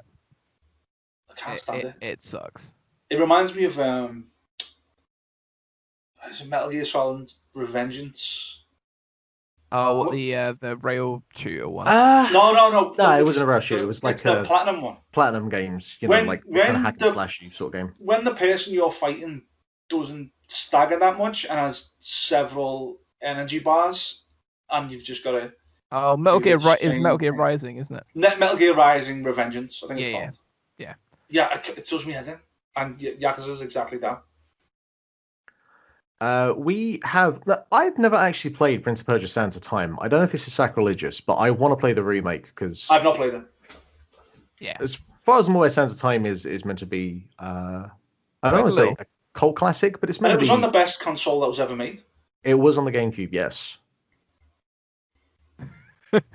What is the best console that's ever made? Is it the GameCube? Yeah. Sure. Oh, okay. Yeah. I love my GameCube. Which is strange because they went from fucking the Nadia that was the N64. They fixed everything wrong with it, and they made the GameCube. Well, when I hear Nadir, it makes me think of Arbed Nadir, and I love him. So right. Yeah, so N64, like Arbed, great. Yeah, but this Prince of Persia, it looks like they've spent no expense. Yeah, by the fact that it's also been delayed, and does it have Jake Gyllenhaal? March 18th? Did that get pushed back? Yeah, it got pushed back to March 18th, so that's the tentative release date. But again, I'd like to play it. I think it's the main game mechanics fucking cool. Like, yeah. And I'm pretty sure they were the first people to do that, like the rewind time thing. When was Beautiful Joe? It was after the first. Was it? Version, yeah. Beautiful Joe rules. Fucking when brilliant. is that getting Absolutely fucking brilliant, man. I played that for PS2. Yeah. It adds an additional. Who did it have in? Dante? Also on the best console ever, according to you guys, it was on GameCube, which is it was GameCube first. Yeah. I saw. I don't know why I had it for PS2 and not GameCube. But I did have the Prince of Persia game that was on PlayStation 3 that era. I think it was just called Prince of Persia. The fucking terrible one. And it was just a pretty standard, generic, like third-person action adventure platformer type of game that left really like no lasting impression on me. There's a really good series of videos by Matt McMuscles on the Prince of Persia games. Yes, I hate that one, man. Yeah, he's great. Matt McMuscles. I love Matt, man. Yeah. When they split up, I thought I would gravitate to Pat. I can't fucking stand that miserable cunt now. It just does me head in. I know I moan a lot, but like fucking hell. Monster Hunter Rise. Anyone here interested? I really want to play a Monster Hunter game like every single time one comes out and then never start playing them. I got the last one with like a Steam voucher I had, and I played about 2 hours and don't care. I like the idea of it though, because do you know what? To take it to Final Fantasy, it always seems to do. Like if Sean's on the show, one of my favorite things of Final Fantasy 12 was like the marks taking down the fucking unbelievable, brilliant. So one of my cool favorite things that's ever happened. Yeah, right. And I always want Monster Hunter to be like a sort of longer version of that, like a more interesting version. And in my head, it kind of is, but I've never thrown myself into it. So maybe this Monster Hunter Rise is like. I don't know if I've just never got the right weapon in it, but it never feels right. The combat never quite feels like what I want it to feel like. Yeah. It's a bit like joining the gym in January for me. It's like you join it with good intentions and then never go through with it. That's kind of like what Monster Hunter is for me, basically. Also, the main problem I've got with Monster Hunter World is you get to make a cat in it. Ah, nice. Yeah, so I made my cat in it, my cat B-bag, and then in between me making that and like trying to replay it again a couple of months ago, my cat left. She just fucked off out the house and has never come back. So now if I'm trying to play Monster Hunter World, it's just got me dead cat in it. So it's just a bit sad. Jesus. Sean. Oh man, there's been such a roller coaster of emotions on this show from You you, know, sir. it's been rough. Love it. 2019 to now has been fucking I know, unbelievably man. bad. I feel like I'm coming out of it with like a necklace of like emotional ears around my fucking. Man, it's fucked. I'm going to try Jesus. and painfully segue from that into Near Replicant remake, and I So as painful as a missing cat, Nia. Near Automata, not I can never fucking pronounce it. Automata. Automata, whatever. It's That just like Automata for the game. people. It's Automata. Yeah. It's Automata. It is Automata.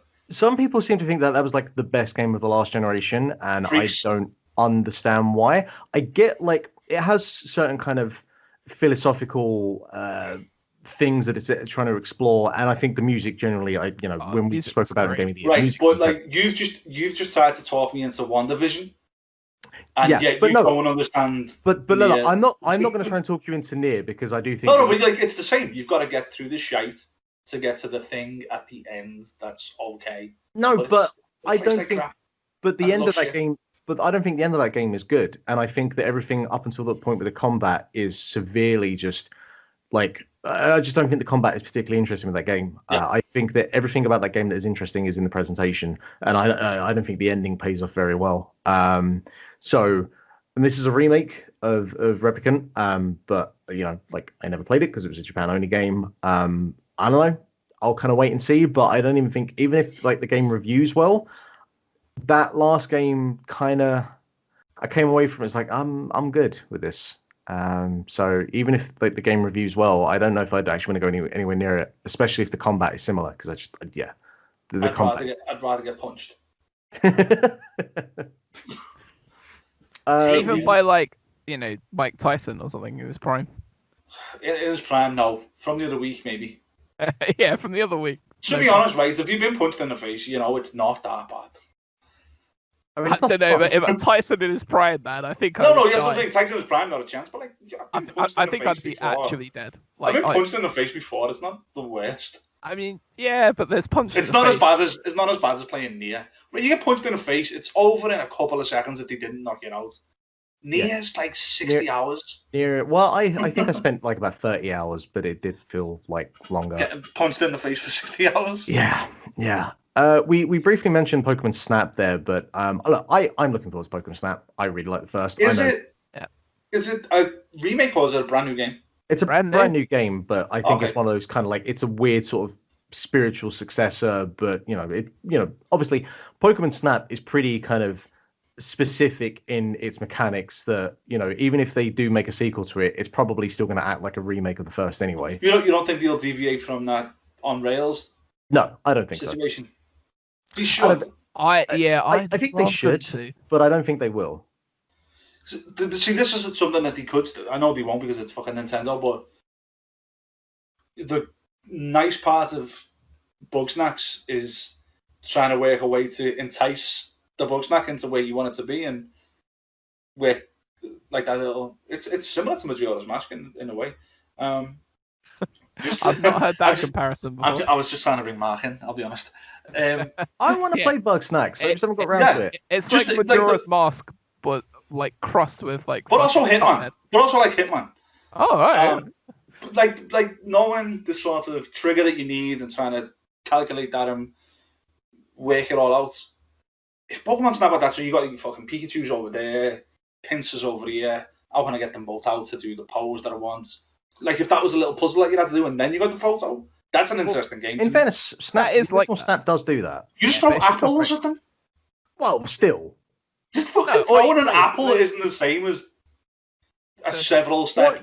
What you've just described is literally what that mechanic is. Yes, it's a very simplistic form of that mechanic, but it is that mechanic. It's either an apple, a pestable, the poker flip. Like, there's quite a few different things you can do. To be honest, I only played like the first bit of it because I realised it was an N64 game.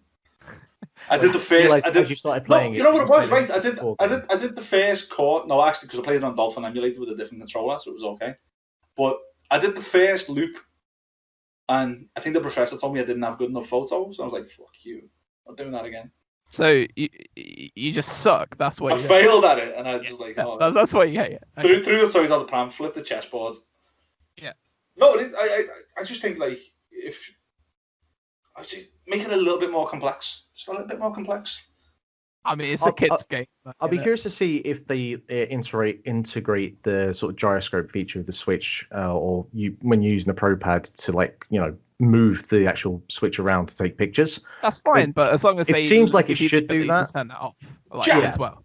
Pokemon's a kid's game, but it's got IVs in it. Let's just have a bit of depth. Even Pokemon Go has IVs. I'm not expecting Snap to have fucking IV levels and metagame nonsense. Listen, well, you know what? You're a pessimist. Yeah. If you don't get that adamant nature on your photo, there's a problem. Wait, how is Diablo 4 on this? Is that coming out this year? I have no fucking clue. Apparently so. Fuck off. Sorry. I keep fucking stopping people talking about Pokemon Snap. That's all right. No. We get to move on from Pokemon Snap. Deathloop, we mentioned. Maybe it'll be good. Everything, like in terms of the trailer and the presentation and everything, makes you think that it will be good. But I've been burned once before. Mass Effect. So the other day when Giant Bomb did a review of all of their games, it was fucking really good, wasn't it? Yeah, it was fun to listen to, even if I disagreed with them wildly on a lot of stuff. So much. Mass Effect 2, I never played. And they put that as their favorite, like the top of the best of all the games. That's because Vinny was there and several other people went. Yeah, but is it that good? And that's what I want to find out. Playing the Mass Effect Legendary Collection when that comes out. Would you then have to play through Mass Effect 1, which may not be that good first? Because that's a 45-hour commitment before you get to the start line. I might just play Mass Effect 2 and see what all the fuss is about.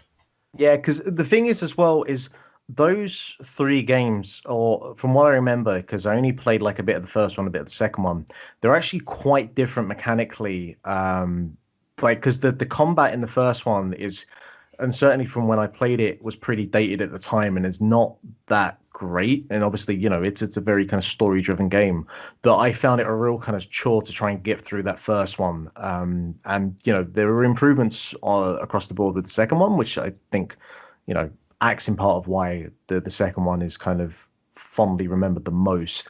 But I do think you'll see a kind of drastic leap between the first and the second one, depending on what updates they do. Because, as much as I had issues with the Yakuza Kiwami combat system, it's still an updated version of what the original one was. So God knows, if I tried to go back to the original, I'd just throw the control out the window. So I'm curious to know exactly how they update the overall mechanics, because that first one is a bit clunky going back to it now. I've never played any of them. We also have on the list, we got Final Fantasy 16. Yeah, okay.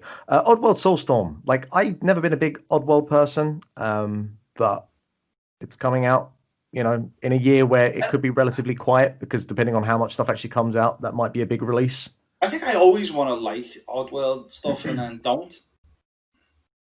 I like the aesthetic and I like the world that they built, but I never find it that fun. The aesthetic is cool. I had the demo on the original PlayStation and played the demo a bunch, and then I remember getting the full game and playing maybe 1-2 more levels past that, and that being kind of it. But yeah, I looked at. The trailer looks really cool, so that'd be something I would check out. If it got good reviews and stuff, I definitely think that's something I might be able to find time to play. If it's on Game Pass, I might give it a go. That will probably be the way that I look at quite a few of the games on this list. Yeah, it's the Far Cry 6, we mentioned that. Gotham Knights, we mentioned that. Overwatch 2, I didn't care. I don't think that's still coming out. If it does, then cool, but I was never an Overwatch guy. The Shovel Knight Treasure Trove, yep, I'm on board for that. Does that Breath of the Wild sequel actually come out this year? No. Nah. Not in COVID world. I think we get more. I think at E3 or whatever version of E3, whether they do the kind of thing they did this summer again, there was the Jeff Keighley thing. We might get more footage and more of an idea about what it's about, but It's doubtful that comes out this year. So I went on to Game for some of these to see what was in their 2021. Like you can pre-order release, and you can pre-order the Breath of the Wild 2 thing, and they've got it as coming out in 2021. I just think they're just holding on to a little bit of your money for no reason there. The last kind of two main things to bring up. One is Ghostwire Tokyo, and I didn't care for Evil Within at all. But Ghostwire Tokyo looks pretty cool, but that's purely just from what like the trailer is. My only concern from the trailer is that I'm worried that the magic system looks a little bit like Skyrim. Like I hope it's impactful. But it's fucking cool as fuck looking. That world looks cool. The characters look cool. Yeah. I really want to give it a go, but I might look at a review before I jump in. Best Cyberpunk game of 2021? Really pardon? Best Cyberpunk game of 2021? No, because Fist is also on this list. Fist is also on this list. Encodia is also on this list. Yeah, I have no idea what Encodia is. And you clearly haven't seen the Chong King for a level of Hitman 3 yet. Yep. Encodia is a point-and-click adventure game. It's a bit cyberpunk. You're a little girl with a big robot cutting about, stabbing adventures, and it comes out next week. What? It's on the 26th. It was a Kickstarter game for a while, and there was a demo out for it last year, and it's coming out next week. I've tried not to find out too much because that demo was out, so I didn't want to get anything spoiled. But it's a point and click game. Aren't they class A at this point? It's been a while. I haven't played a Telltale game for a little bit, and I didn't play Tell Me Why or whatever. So, and I'm in the mood for a LucasArts style point and click. I want to give it a go, and it looks nice. The art style is fantastic. It's a bit cyberpunk, bit Ghibli. I'm really looking forward to it. I really want to give it a good go. Yeah, and the only other thing there was Fist as well, which is a game actually I don't know anything about. See, you should be the only person that cares about this. Yeah, well, I see the words action and platformer, so I'm already on board. It's a Metroidvania where you're a rabbit with a giant arm made out of metal. And it seems a bit more combat focused than a lot of other Metroidvanias that I've played lately. So I did want to get into this a little bit more, but I know we're running short on time. Yeah. But it's really cool looking. That's a bit cyberpunk as well. Okay. It's fucking... The combat in it looks really meaty and visceral in a way that in Ori you're bouncing off everything, you know. This looks like you're getting into like chunky combos against the metal opponents in a way that it looks really interesting. It looks gorgeous as well. I think a lot of people are gonna not notice it come out, but it's something I might like fucking just like try and tell everyone I know about when it gets here. Like, oh, have you given it a go yet? And I think you Mark definitely want it. Yeah. At least go and have a look at the trailers for it. I will say that name is kind of shit. I gotta be honest. Terrible. It's a fucking terrible name. Fist. Fuck me, man. But the thing about it is, he's a rabbit with a giant metal fist. I get that. Back, you know? I get that. But how long did they spend in that meeting trying to come up with like forged in shadow? Yeah. Like, what was the last word for that? All right, cool. We will end up there then. How did Halo Infinite not get on this list? Because I don't think does anyone care about Halo? No, I've never played. I played Halo 2 for 5 minutes in game in Southport in 2004 when I was in there to buy a copy of Billy Hatchet and the Giant Egg. A much better game than Halo 2. I played the original Halo on the xCloud on my phone for a bit earlier last year, and I was like, yep, this is as bad as I remember it when I played it back in 2001. So. I played some of the multiplayer on Halo around people's house, most notably our friend Drewman, and like it was fun. The multiplayer's fun. There's a map where it's like there's a base at one end, a base at another end, and there are like the flying ghost things.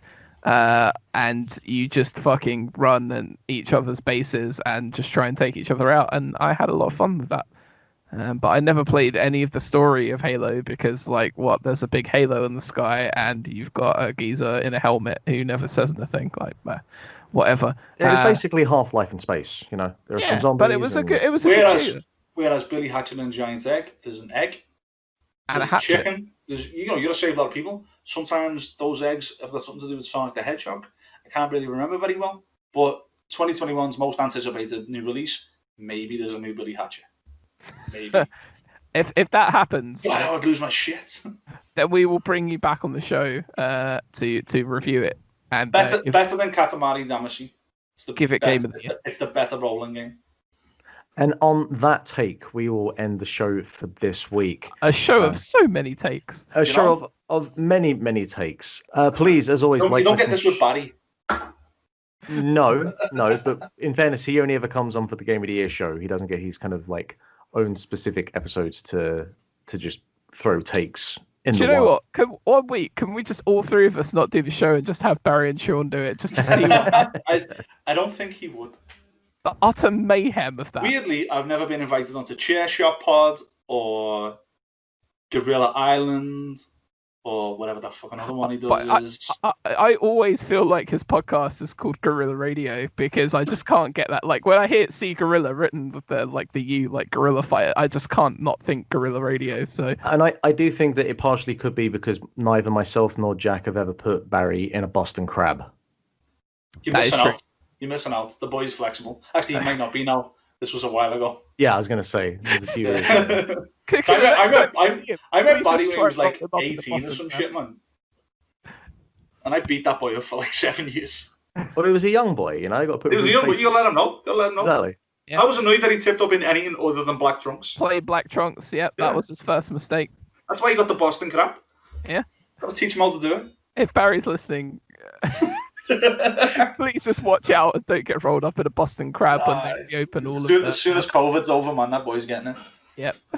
Please listen, share, and subscribe. We appreciate any love from you fine people. We are available on most podcast platforms. Please search for Link to the Cast on most of the social media places and podcast services.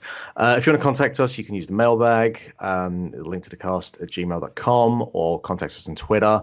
I'm at Mark Robinson X2. He's at Jack Lazell, and Dave is at Day to Dave. Sean, when you're not blocked on Twitter, don't follow me. Don't. If I get back on Twitter and someone from this podcast tries to follow me, I will block you. I don't want you to follow me. I don't need. What you should definitely do is tweet Sean that Liverpool cheats. And B tell him that XG is the most prominent statistic. XG's not real, man. XG's not real in modern football.